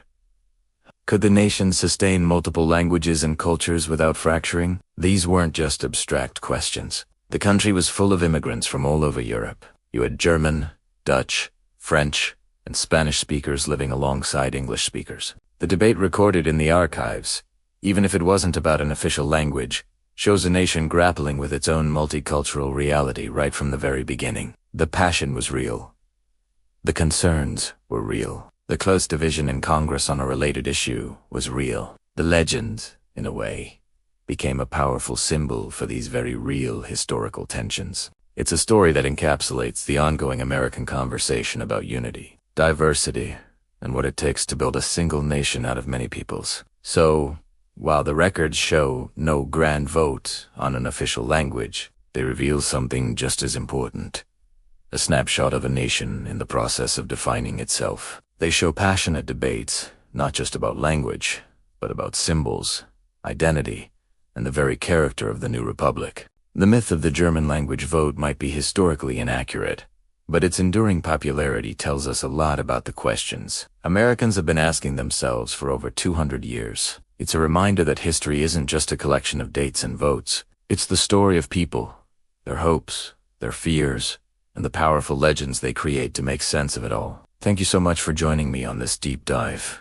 into the archives. I hope it gave you a new perspective on this classic piece of American folklore. If you found this interesting, please hit that like button and subscribe for more historical investigations. Let me know in the comments what other historical myths you'd like to see us tackle. Until next time, stay curious. Have you ever driven through towns named Salem, Bethlehem, or Hebron, and wondered about their origins? Or maybe you've noticed how deeply certain moral and legal ideas are woven into the fabric of American society. Today, we redive in deep into a fascinating and often overlooked aspect of American history. The nation's profound and enduring love affair with the Old Testament. This isn't just about religion. It's about identity, destiny, and the very foundation of a new world. From the moment the first European settlers set foot on these shores, they weren't just seeking new land. Many were seeking a new Jerusalem. The Puritans, in particular, saw themselves as modern-day Israelites, escaping the persecution of a pharaoh. In their case, the Church of England and the British monarchy to forge a covenant with God in a promised land. This wasn't just a metaphor for them, it was a lived reality. They saw their perilous journey across the Atlantic as a parallel to the Israelites' crossing of the Red Sea. They viewed the vast, untamed wilderness of North America as the same kind of challenging but promise-filled landscape that Moses and his people faced. This identification with ancient Israel shaped everything. Look at the names they gave their new settlements. It wasn't a coincidence. Salem, meaning peace, directly references Jerusalem. Canaan, New Hampshire, and Goshen, New York, are pulled straight from the pages of the Old Testament. These weren't just quaint naming conventions. They were declarations of purpose.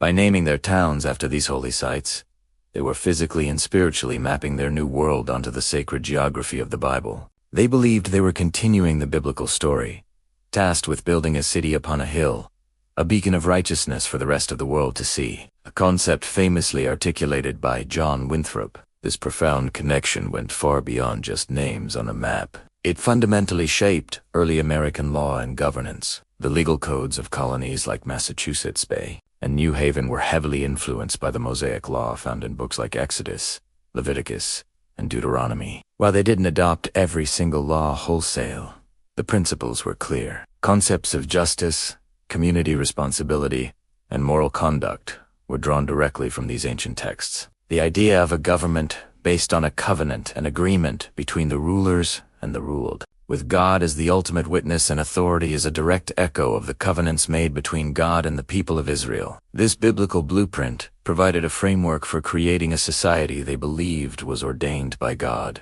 a society built on law, not the whims of a king. Even the very language and rhetoric of the nation's founding were steeped in the Old Testament. During the American Revolution, sermons were a primary source of news and political commentary, and preachers frequently drew parallels between the colonists' struggle for independence and Israel's fight for freedom from bondage in Egypt. King George III was often cast in the role of the tyrannical pharaoh, and George Washington was sometimes seen as a new Moses, leading his people to a promised land of liberty. The famous inscription on the Liberty Bell, "Proclaim liberty throughout all the land unto all the inhabitants thereof," is a direct quote from Leviticus. This wasn't just flowery language. It was a powerful tool for mobilizing a diverse population, uniting them under a shared, divinely sanctioned cause. It gave their struggle a sense of cosmic significance, a belief that they were on the right side of history and of God. This Old Testament consciousness also informed America's sense of destiny. The concept of manifest destiny, the 19th century belief that the United States was divinely ordained to expand across the North American continent, is deeply rooted in this idea of being a chosen people with a special mission. Just as God promised the land of Canaan to Abraham and his descendants, many Americans believed it was their providential right and duty to settle the West, spreading their institutions and values. This belief provided a powerful moral and spiritual justification for westward expansion, framing it not as conquest, but as the fulfillment of a divine plan. It's a complex and often controversial part of American history, but its origins are undeniably tied to this self-identification with ancient Israel. The influence is also profoundly felt in American culture and education. For centuries, the The Bible, and particularly the stories of the Old Testament, was a central text in American education. It was the first reader for countless children. The dramatic tales of David and Goliath, Daniel in the lion's den, and the wisdom of Solomon weren't just religious stories. They were foundational myths that taught lessons about courage, faith, and justice. They provided a shared cultural vocabulary and a common set of moral reference points that unified a diverse and growing nation. Harvard, Yale, and other early American colleges were founded primarily to train ministers, and the study of Hebrew was often a required part of the curriculum, seen as essential for understanding the scriptures in their original form. Even as America became more secular and diverse over time, the echoes of this Old Testament foundation remained. The prophetic tradition of speaking truth to power, a hallmark of figures like Jeremiah and Isaiah, became a model for social reform movements. Abolitionists fighting to end slavery drew heavily on the story of the Exodus, casting themselves as modern-day prophets crying out for justice and liberation for the oppressed. Martin Luther King Jr., in his "I've Been to the Mountaintop" speech, powerfully identified with Moses, who saw the promised land but did not enter it. He used this ancient narrative to frame the civil rights movement as the continuation of a timeless struggle for freedom and divine justice. This shows how the Old Testament provided a durable and adaptable framework for understanding and striving for a more perfect union. So from the names of our towns and the principles in our founding documents, to our enduring ideas about national destiny and social justice, America's love affair with the Old Testament is a story written across the landscape and soul of the nation. It is a story of a people who looked to an ancient text to understand their present and imagine their future. They saw themselves as partners in a divine drama, a new Israel tasked with a special purpose in a new world. Understanding this deep connection is key to understanding the unique character, the moral ambitions, and the historical trajectory of the United States. It's a fundamental chapter in the American story, one whose influence continues to resonate in our society today. Thank you so much for joining me on this historical journey. If you found this fascinating, please hit that like button. And do you forget to subscribe and turn on notifications so you won't miss our next deep dive into the stories that shape our world. See you in the next video. Hey everyone, and welcome back to the channel. Today, we're diving into a fascinating and often overlooked corner of American history. Have you ever looked closely at the seals of some of America's oldest and most prestigious institutions? If you did, you might be surprised to find something you didn't expect. Hebrew letters. That's right. Hidden in plain sight on seals, emblems, and even early currency are powerful Hebrew words and phrases. So, grab a cup of coffee, get comfortable, and let us unravel the story of why the language of the Old Testament became a symbol of wisdom and identity for the early American elite. Let's start with one of the most famous examples, Yale University. If you look at the Yale seal, you'll see an open book with the Hebrew words, Urim Viv. This phrase translates to light and truth. But why would a Puritan-founded institution in Connecticut choose this specific, somewhat mysterious phrase from the Hebrew Bible? To understand this, we have to travel back in time to the 17th and 18th centuries. The early colonists, particularly the Puritans, saw themselves as a new Israel in a new world.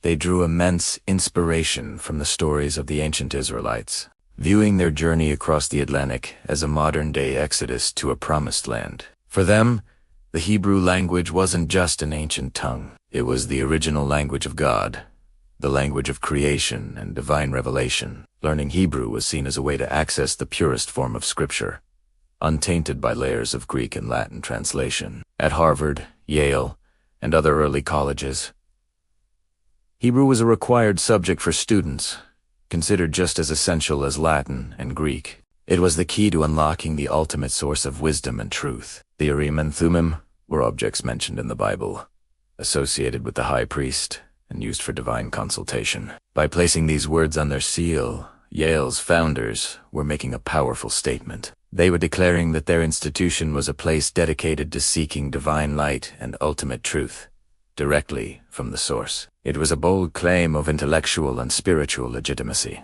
But Yale wasn't alone. Let's head over to another Ivy League giant, Columbia University, originally founded as King's College in 1754. On its seal, we see the Hebrew name for God, one of the tetragrammatons for letters. Yud, positioned prominently at the top, radiating light over the motto, "In thy light shall we see light." This is a direct quote from Psalm 36. The message is clear. All knowledge and enlightenment flow from the divine. By using the Hebrew letter, Columbia was connecting its educational mission directly to the God of the Hebrew Bible, positioning itself as a beacon of divinely inspired learning in the New World. It was a visual representation of their belief that true education was inseparable from spiritual understanding. This wasn't just decoration. It was a core part of their identity. The trend extends beyond the Ivy League. Dartmouth College, founded in 1769, also incorporates Hebrew into its emblem. The original seal of Dartmouth features a pyramid-like structure of books representing the sciences, with Hebrew, Greek, and Latin texts. Right at the top, in a radiant triangle, is the Hebrew name of God, El Shaddai, which translates to God Almighty.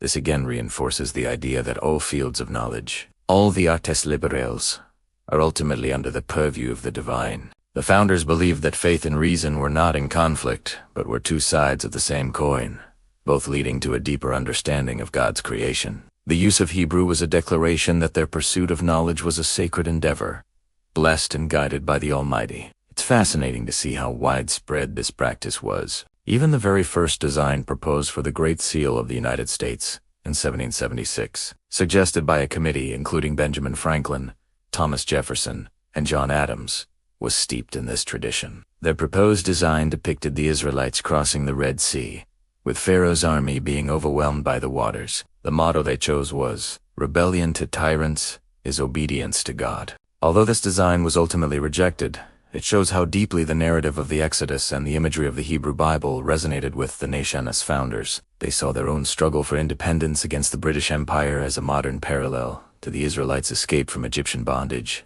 The symbolism was powerful and immediate. This affinity for Hebrew wasn't just about religious piety. It was also a political statement. In breaking away from Britain, the colonists were also breaking away from its established traditions, including the dominance of the Church of England. By turning to Hebrew and the Old Testament, they were bypassing centuries of European Christian tradition and connecting directly with what they considered the roots of their faith. It was a form of intellectual and spiritual independence that mirrored their political revolution. They were building a new society, and they wanted its foundations to be built on what they saw as the most ancient and authentic sources of law, liberty, and justice sources they found in the Hebrew scriptures. This embrace of Hebrew was part of a broader intellectual movement known as Christian Hebrew. Scholars and theologians across the Protestant world were rediscovering the Jewish roots of Christianity. They weren't converting to Judaism, but they believed that a deep understanding of Hebrew language, Jewish law, and rabbinic texts was essential for a true understanding of their own faith. This intellectual current flowed powerfully through the halls of America's first universities, shaping the minds of the future leaders, ministers, and statesmen who would go on to build the new nation. The Hebrew on their seals wasn't just a nod to the past. It was a statement about the kind of future they intended to create, one grounded in ancient wisdom, divine truth, and a revolutionary spirit. So, as we look back, we can see that these Hebrew inscriptions are more than just curious artifacts. They are windows into the soul of early America. They reveal a culture that was deeply religious, intellectually ambitious, and revolutionary in its outlook. They show us that the founders of these great institutions saw no conflict between faith and reason, between ancient tradition and a bold new future. They believed that the pursuit of knowledge was a divine calling and that the principles of liberty and justice were etched into the very fabric of Scripture. These small but powerful symbols remind us of a time when the language of the prophets was seen as a key to unlocking the light and truth that could guide a new nation. What do you think? Were you surprised to learn about the Hebrew on these American seals? It's a testament to the complex and diverse influences that have shaped American identity. There are so many hidden stories like this embedded in the symbols we see every day. Next time you see the seal of Yale or Columbia, you'll know the incredible story behind those ancient letters. Thanks so much for joining me on this historical deep dive. If you found this as fascinating as I do, please hit that like button and subscribe to the channel for more explorations into the hidden corners of history. Don't forget to ring the notification bell so you won't miss our next video. See you next time. Ever wondered why Americans speak English and not, say, German, French, or even Hebrew? The story is more fascinating than you might think. It's a tale of practicality, power, and the birth of a nation. Let's rewind the clock to the early days of the American colonies, a melting pot of languages, cultures, and ambitions. Picture this: 13 colonies, each with its own distinct character, populated by people from all over Europe. You had English settlers, of course, but also significant populations of Dutch in New York, Germans in Pennsylvania, Swedes in Delaware, and French Huguenots scattered throughout. Each group brought its own language, its own traditions, and its own way of life. It was a linguistic patchwork quilt, beautiful but complicated. How could these diverse communities possibly communicate, trade, and eventually unite to form a single country? This is where the power of English truly began to shine. It wasn't necessarily because English was better or more poetic than any other language. Its dominance was a matter of practical reality. The colonies were, after all, British colonies. The entire administrative, legal, and political framework was built on the English language. All official documents, laws passed by colonial assemblies, and communications with the Crown in London were in English. If you wanted to participate in civic life, challenge a law, or register a land deed, you had to do it in English. It was the language of governance, the language of power. This gave it an immediate and undeniable advantage over all other languages spoken in the colonies. Then, there's the economic side of the equation. Trade. English was the language of the British Empire, the dominant global economic force of the time. Merchants in Boston, Philadelphia, and Charleston needed to communicate with their counterparts in London, Bristol, and the Caribbean. Contracts were drafted in English, shipping manifests were written in English, and negotiations were conducted in English. It was the lingua franca of the Atlantic economy. For a colonial merchant or farmer, learning and using English wasn't just a choice. It was a ticket to prosperity. It opened doors to wider markets and greater opportunities. This economic necessity was a powerful catalyst for the adoption of English across different ethnic communities. Beyond government and trade, English also became the language of intercolonial unity. Imagine a German-speaking farmer from Pennsylvania needing to discuss crop prices with a Dutch-speaking merchant from New York. What language would they use? Most likely, it would be English, the common denominator. As newspapers, pamphlets, and books began to circulate more widely, they were overwhelmingly printed in English to reach the largest possible audience. Think of foundational figures like Benjamin Franklin, whose Poor Richard's Almanac was a bestseller across all 13 colonies. Its success was due in no small part to being written in the shared language of English, creating a common cultural and intellectual space. This shared media helped forge a sense of common identity,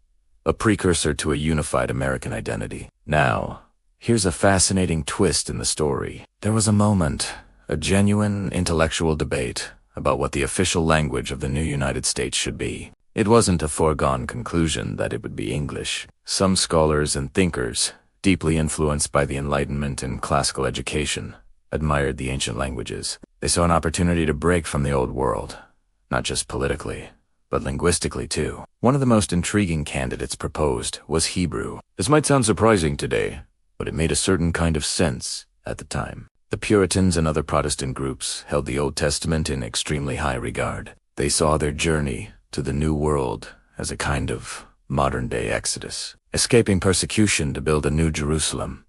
They studied Hebrew in universities like Harvard and Yale, viewing it as the original language of God, a language of divine truth and moral purity. For these intellectuals, adopting Hebrew would be a profound symbolic statement, signifying a complete break from the perceived corruption of monarchical England and a return to a more righteous, biblical foundation. You can imagine the debates in university halls and scholarly salons. Proponents would have argued for Hebrew's sacred status, its ancient roots, and its intellectual rigor. They admired its precision and its deep spiritual resonance. For them, it represented a chance to build a society on the purest possible linguistic and moral bedrock. It was a beautiful, idealistic vision. However, idealism often collides with the hard wall of reality. While Hebrew was revered in academic and religious circles, it remained a language of scholars and theologians. How many everyday farmers, blacksmiths, or sailors spoke Hebrew? Very, very few. The practicality of adopting a language spoken by only a tiny, elite fraction of the population was, to put it mildly, questionable. How would you run a government, conduct trade, or write laws for millions of people in a language almost none of them understood? The idea, while intellectually stimulating, was a non-starter. It was a classic case of the head versus the hands. The scholarly admiration for Hebrew couldn't overcome the simple, practical fact that English was the language already woven into the very fabric of colonial life. It was the language of the marketplace, the courthouse, the printing press, and the tavern. It was the language people used every single day to live, work, and connect with their neighbors. And so, practicality won the day. English endured, not because of a formal decree or a vote in Congress in fact, the United States has never had an official language at the federal level. English became the de facto language through its own momentum, driven by the inescapable forces of politics, economics, and social cohesion. It was the language of power, the language of trade, and crucially, the language that allowed a diverse collection of colonies to find a common voice and forge a new nation. The story of how English became the dominant language in America is a powerful reminder that languages evolve and spread not just through beauty or history, but through practical, everyday use. It was the shared tongue that unified 13 disparate colonies, allowing them to debate, declare, and build a nation. While the scholarly ideal of Hebrew remained a respected, sacred language, English was the tool that got the job done. It's a fascinating piece of our shared history, isn't it? If you enjoyed this deep dive into the linguistic roots of America, please hit that like button and consider subscribing to the channel. We have so many more stories to explore together. Thanks for watching, and see you in the next video. Have you ever wondered what lies beneath the surface of a nation's identity? We often think of flags, anthems, or founding documents. But what if the truest reflection of a country's soul is found in its myths? Not the stories we learn in history class, but the persistent legends that whisper of a deeper, more ancient origin. Today, we're diving into a fascinating idea: the myth as a reflection of national dreams. Specifically, we'll explore a powerful undercurrent in the American psyche, a longing for roots that stretch back further than 1776, beyond the reach of European monarchies and empires. It's a desire for a foundation that feels not just historical, but sacred and chosen. Think about the quintessential American dream. It's a story of opportunity, of self-creation, of a land where your future isn't dictated by your birth. But where does this powerful idea come from? While we credit the Enlightenment thinkers and the Founding Fathers, there's another, more mystical narrative that has quietly coexisted alongside our official history. This narrative suggests that America's destiny wasn't just a political experiment, but part of a grand, ancient plan. Legends of pre-Columbian visitors be they Welsh princes, Irish monks, or even Knights Templar have captivated the American imagination for centuries. These stories, while often dismissed by mainstream historians, aren't just fanciful tales. They speak to a profound psychological need. If America was discovered or visited by these ancient groups, it recasts the nation's origin story. Suddenly, the land isn't just a new world stumbled upon by accident. It becomes a prophesied destination, a safe harbor for ancient wisdom, a place set apart by destiny. This transforms the American identity. Instead of being a rebellious offshoot of European civilization, it becomes the inheritor of a lost, noble legacy. The ideals of liberty and freedom are no longer just radical new ideas from the 18th century. They are ancient truths being rediscovered and given a new home. This narrative imbues the nation with a sense of sacred purpose. It suggests that the American experiment is not merely a political project, but a spiritual one. Why is this so appealing? Because it offers a sense of deep, unshakable legitimacy. In a world of shifting politics and cultural change, the idea of an ancient, preordained purpose is incredibly powerful. It suggests that the nation's core values are timeless and universal, rooted in something far older and more profound than any single government or generation. The myth provides an anchor, a sense of belonging to a story that spans millennia. This longing is woven into the fabric of American culture. You can see it in the architecture of Washington, D.C., with its neoclassical designs that evoke the ancient of Greece and Rome. You can hear it in the language of manifest destiny, the belief that expansion across the continent was not just a right, but a divine imperative. The myth of an ancient, sacred origin provides the spiritual fuel for these national ambitions. It also offers an alternative to a past entangled with the complexities and brutalities of conquest and colonialism. By imagining a connection to an ancient, often idealized past, the myth allows for a psychological sightseeing. It creates a cleaner, more heroic origin story, one where the nation's roots are pure and its purpose noble from the very beginning. It's a way of saying, our true heritage is not one of empire, but of a sacred trust. Of course, these legends are just that, legends, but their power doesn't lie in their historical accuracy. Their power lies in what they reveal about the collective unconscious of a nation. They show us the dreams a country has for itself. For America, that dream has always been about being something more than just a place on a map. It's about being an idea, a promise, a city on a hill beacon whose light was sparked not in the halls of power, but in the mists of ancient time. This myth also helps explain the enduring American fascination with secret societies, lost treasures, and hidden histories. From national treasure to countless books and documentaries, we are obsessed with the idea that there is more to our story than we've been told. We are a nation of seekers, always digging for a deeper truth, a more profound connection to the past. This is, in itself, a reflection of the national character. Restless, optimistic, and forever believing that a great discovery is just around the corner. So, the next time you hear a wild tale about ancient visitors to America, don't just dismiss it as folklore. See it for what it is, a living, breathing myth that reflects a deep and abiding national dream. It is the dream of a nation that yearns for its roots to be not in the soil of empire, but in the timeless bedrock of destiny. A dream that America was, and always will be, a place chosen for a special purpose. It is a testament to the power of stories to shape not just our understanding of the past, but our vision for the future. What do you think? Does this idea of a mythical origin resonate with your understanding of the national spirit? Let me know your thoughts in the comments below. I'd love to hear what you have to say. Thank you so much for joining me on this exploration today. If you enjoyed this journey into the heart of national myths, please consider liking this video and subscribing to the channel for more deep dives into the stories that shape our world. Your support means everything. Until next time, keep questioning and keep dreaming. Have you ever wondered what the secret ingredient was for America's founders? Was it just about laws and constitutions, or was there something deeper, something more spiritual at play? Let's travel back to the 18th century and uncover a fascinating, often overlooked piece of American history. For many of the minds that shaped the United States, building a new nation wasn't just a political project. It was a moral one.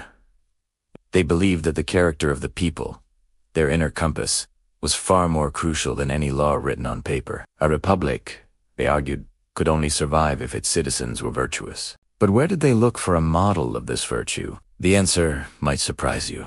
They looked to the ancient world, and specifically to the Hebrew language. Now, you might be thinking, Hebrew, what does that have to do with George Washington and Thomas Jefferson? Well, it had everything to do with it. In the intellectual circles of the time, Hebrew wasn't just another language. It was seen as the original language, the language of the Old Testament, the very words through which God communicated his laws to humanity. It represented a direct line to divine wisdom and moral purity.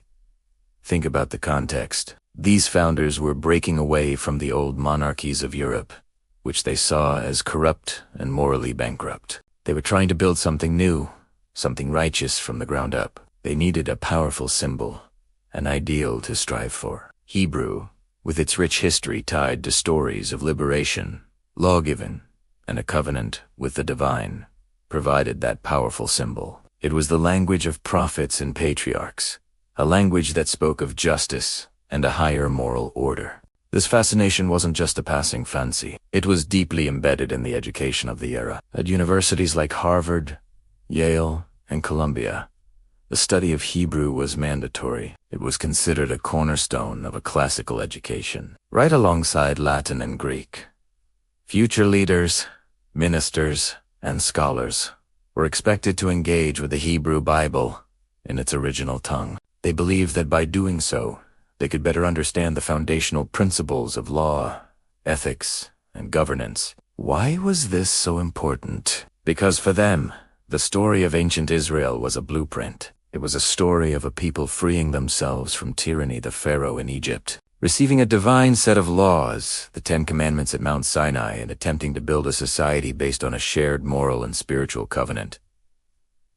Doesn't that sound a little familiar? The parallels to their own struggle for independence from Great Britain were impossible to ignore. They saw themselves as a new, chosen people, not in a sense of superiority, but in the sense of having a special responsibility to create a just and virtuous society, a city upon a hill for the world to see. This was unbound, making Hebrew the official language of the United States status.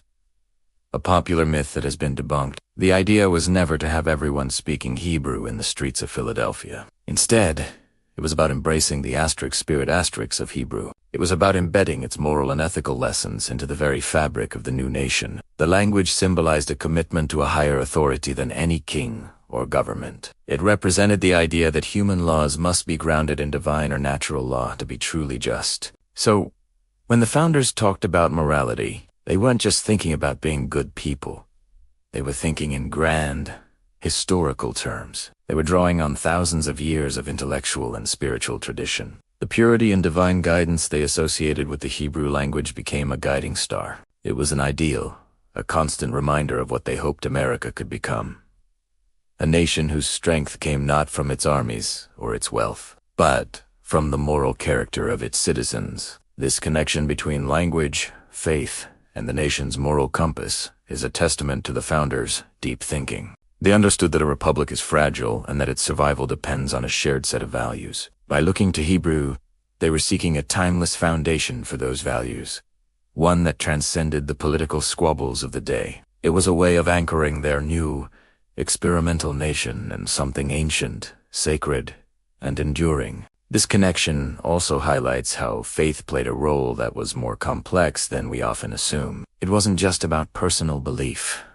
It was about public virtue. The biblical tradition, accessed through the Hebrew language, provided a shared vocabulary for discussing justice, freedom, and responsibility. It was a common wellspring of stories and principles from which they could draw inspiration and guidance. As the years went by, the mandatory study of Hebrew in universities faded, and this direct linguistic connection weakened, but the influence remained. The ideals of justice, lawfulness, and moral purpose, which the founders so strongly associated with the Hebrew tradition, became woven into the American identity. They echo in speeches, in legal debates, and in the ongoing conversation about what it means to be an American. So, the next time you think about the founding of the United States, remember that it wasn't just a revolution of muskets and political pamphlets. It was also a revolution of ideas, a profound search for a moral foundation. And in that search, the ancient language of Hebrew served as a powerful symbol of the purity,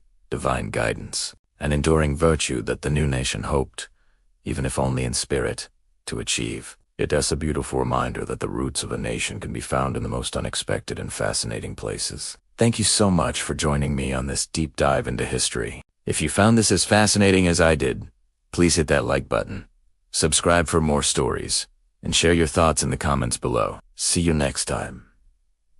Have you ever heard the story that America almost made Hebrew its official language? It's a fascinating tale, one that has been shared around campfires, in classrooms, and across the internet for centuries. The story usually goes something like this. Right after the American Revolution, the Founding Fathers gathered to decide on an official language for the new nation. A heated debate ensued, and a proposal to adopt Hebrew was narrowly defeated by just one vote. Can you imagine, instead of hello, we might be saying shalom. Instead of the Declaration of Independence, we might have the Atrasat Atzmaut.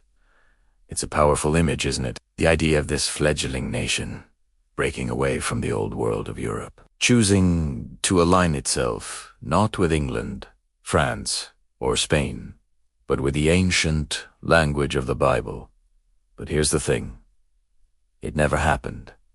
Not a single part of it. There was never a vote. There was never a proposal. The Continental Congress never even discussed having an official language at all. So, if the story is completely false, why does it refuse to die? Why, after hundreds of years, do we keep telling it? The answer is that this story, this myth, tells us something profound about who we think we are, or perhaps who we want to be.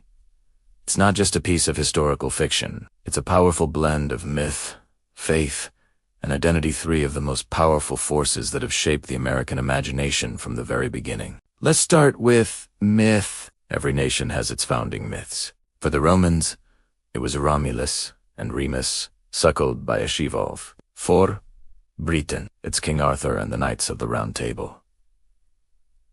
These stories aren't meant to be taken as literal history. Their purpose is to give a nation a sense of destiny, a special character, a reason for being. The America Almost Spoke Hebrew myth does exactly that. It paints a picture of the United States as a nation with a unique and divine purpose. By even asterisk, considering asterisk Hebrew, the story suggests that the founders saw America not just as a new country, but as a new Israel, a promised land chosen by God. This wasn't just a political revolution. It was a biblical epic playing out in real time. The colonists were the new Israelites escaping the tyranny of the British Pharaoh, crossing the Atlantic Ocean instead of the Red Sea to found a new Jerusalem in the wilderness of North America. This narrative was incredibly potent for the early settlers, many of whom were devout Protestants who saw the world through the lens of the Old Testament. The story gave their struggle for independence a cosmic significance. It wasn't just about taxes and representation. It was about fulfilling a divine prophecy.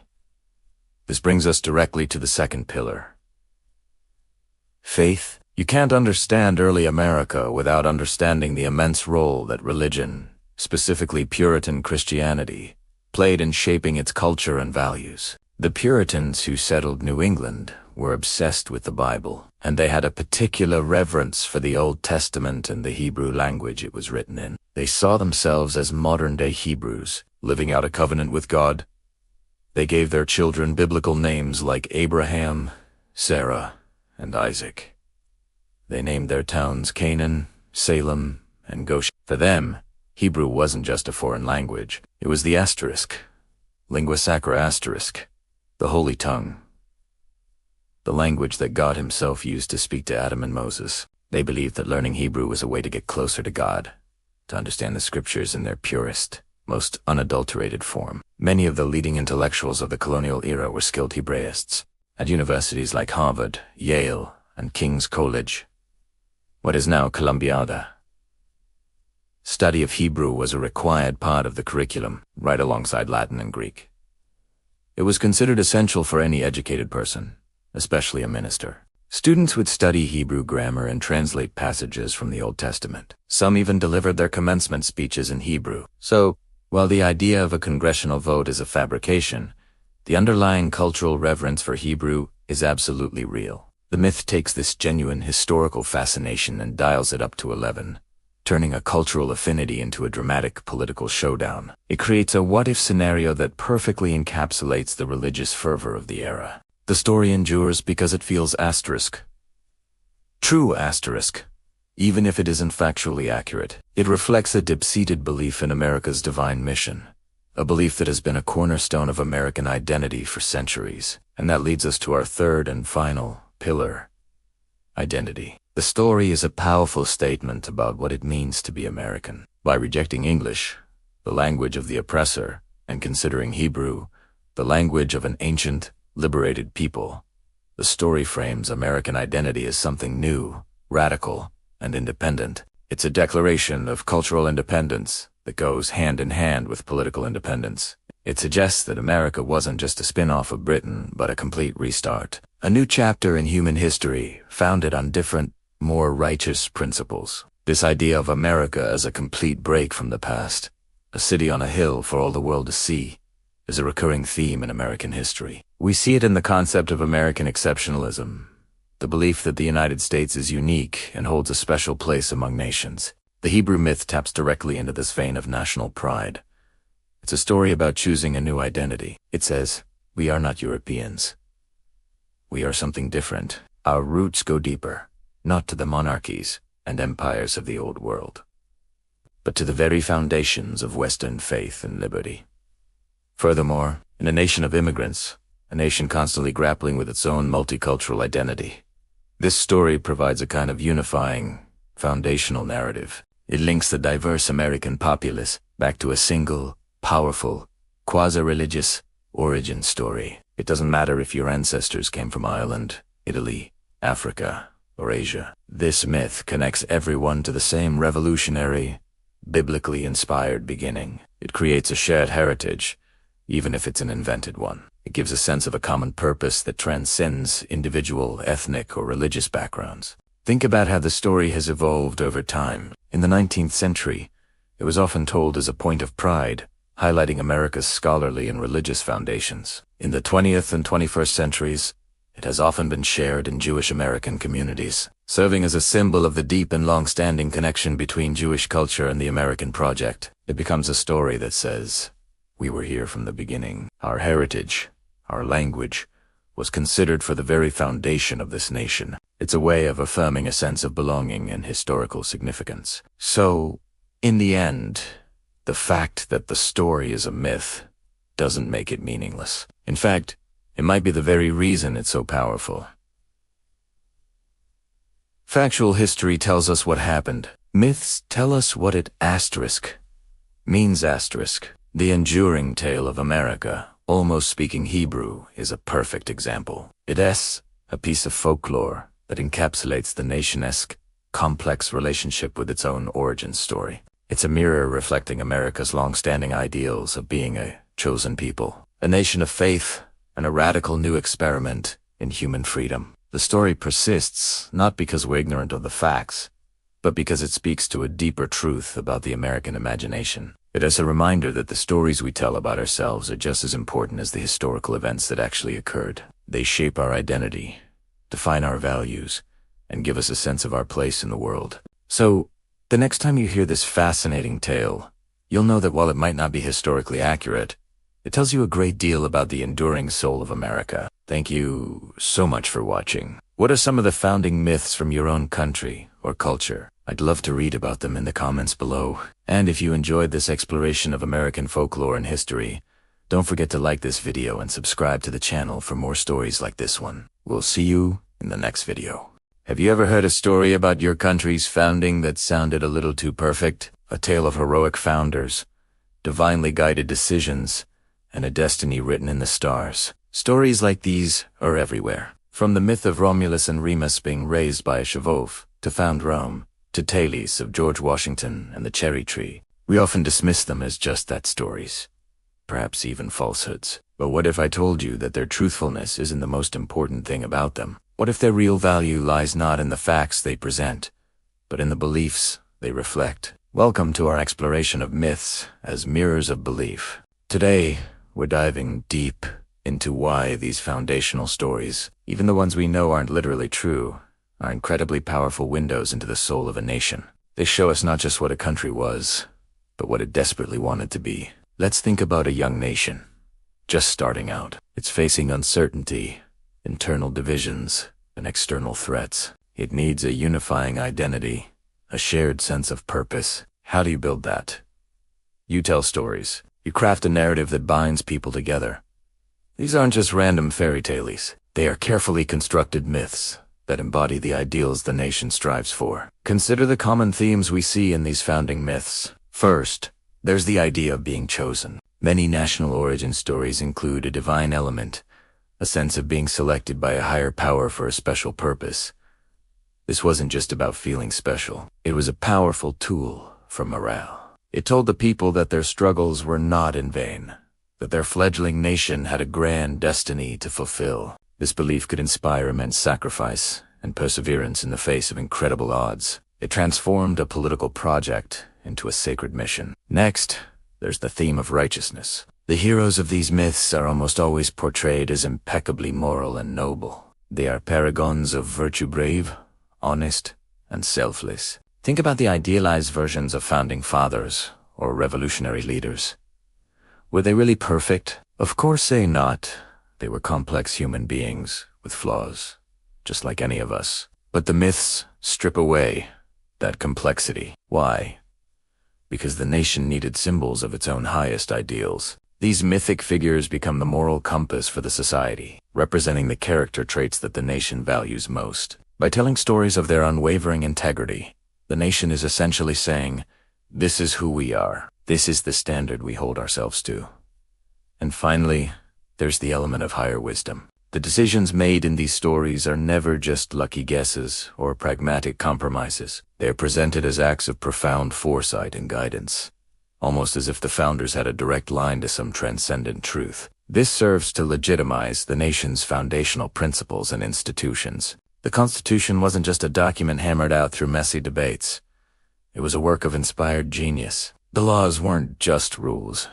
They were the embodiment of timeless justice. This myth of wisdom gives the nation structure and aura of permanence and authority, making it something worth defending and preserving. So when we look at a myth, for instance, about a leader being guided by a prophetic dream or a founding document being divinely inspired, the question we should ask isn't, did this really happen? The more revealing question is, why did people need to believe this happened? The answer tells us everything about their hopes, their fears, and their aspirations. It shows us the blueprint of their ideal society. These myths acted as a collective mirror. In them, a young nation could see a reflection of its best self, a version that was noble, chosen, righteous, and wise. This idealized image was a powerful motivator. It gave citizens a shared identity to rally around and a set of values to strive for. It helped forge a cohesive culture out of diverse groups of people, creating a sense of us where there might have been only division. Of course, this isn't without its dangers. When we mistake the myth for reality, it can lead to a kind of nationalistic blindness, an inability to critically examine our own history and acknowledge our flaws. We can become so attached to the idealized image that we ignore the messy, complicated, and often painful truths of the past. That's why understanding them as myths is so crucial. It allows us to appreciate their cultural and historical significance without being bound by their inaccuracies. By studying these stories, we're not just learning about the past. We're learning about the very nature of storytelling and identity. We see how societies use narratives to shape their reality, to inspire their citizens, and to define their place in the world. These myths are a testament to the human need for meaning, purpose, and a sense of belonging to something larger than ourselves. They are the foundational dreams of a nation, and by understanding them, we can better understand the nation itself, both its highest ideals and the long shadow that those ideals can sometimes cast. The truth of a myth isn't in its details, but in the desires it reveals. It's a mirror showing us the heart of a people. Thank you so much for joining me on this journey into the meaning of myths. If you found this perspective interesting, please hit that like button, subscribe for more content, and share your thoughts in the comments below. What are some of the founding myths from your own culture? I'd love to hear about them. Until next time, keep questioning and keep learning. Hey everyone, and welcome back to the channel. Today, we're diving into a fascinating what if from American history, a story that peels back the layers of how this nation was formed and what it truly stands for. It is a tale that starts with a surprising linguistic debate and ends with a reflection on the very soul of America. Have you ever heard the rumor that the United States almost made Hebrew its official language? It's one of those persistent myths that pops up now and then. Often called the Muhlenberg legend, the story goes that during the Continental Congress, a vote was held to decide the official language of the new nation. German and English were supposedly neck and neck, and the tie was broken by Frederick Muhlenberg, the first Speaker of the House, who cast his vote for English. A similar, though less common, version of this legend swaps German for Hebrew. Now, let us be clear. There is no historical record of an official vote ever taking place to make Hebrew, or German for that matter, the national language. The founding fathers were largely multilingual and practical. They knew English was a language of commerce, law, and diplomacy, the common tongue that bound the 13 colonies together. Despite their many differences, an official language was never formally declared because, in a way, it didn't need to be. English was the de facto language. But the existence of this myth, especially the Hebrew version, is incredibly revealing. Why Hebrew? Why did this idea take root in the American imagination? To understand that, we need to step back into the intellectual and spiritual world of the 18th century. The American revolutionaries were deeply influenced by the Enlightenment, but they were also steeped in biblical tradition. They saw their struggle for independence as a modern-day exodus, a journey from tyranny to a promised land of liberty. They saw parallels everywhere. King George III was Pharaoh, America was the new Israel, and the Atlantic Ocean was their Red Sea.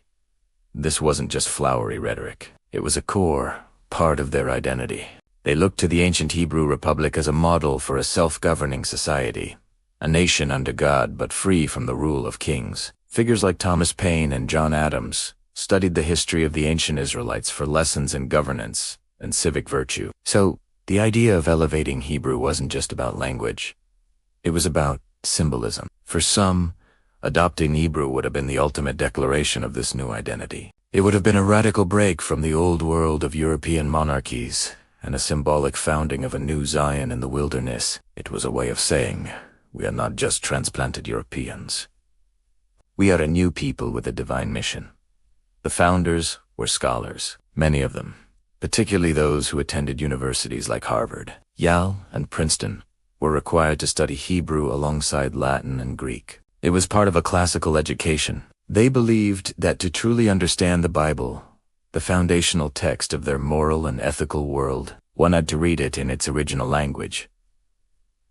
This wasn't just a religious exercise, it was an intellectual one. They saw Hebrew as a language of pristine truth, uncorrupted by centuries of translation and interpretation. Imagine the discussions in the halls of Philadelphia. While they were debating clauses of the Constitution, they were also living in a world where the stories of Moses, David, and the prophets felt immediate and relevant. The proposal to adopt Hebrew, though likely never a serious legislative motion, represents the peak of this Hebraic mindset. It was a dream, a powerful expression of their highest aspirations for the new republic. But reality, as it often does, took a different course. The dream of a new Israel speaking a single, sacred tongue gave way to a much more complex and, arguably, more interesting reality.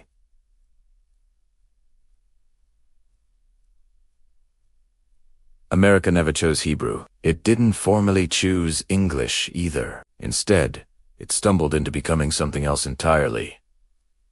A nation of many tongues. From its earliest days, America was a symphony of languages. Walking through the streets of Philadelphia or New York, you would have heard not just English, but German, Dutch, French, Swedish, and the myriad languages of the Native American tribes who had been there for centuries. And then there were the languages of Africa, carried across the ocean in the holds of slave ships, a tragic and resilient linguistic heritage that would also shape the nation's voice. This is the great, unwritten chapter of the Hebrew proposal story. The nation didn't choose one ancient language. It became a home for dozens of them.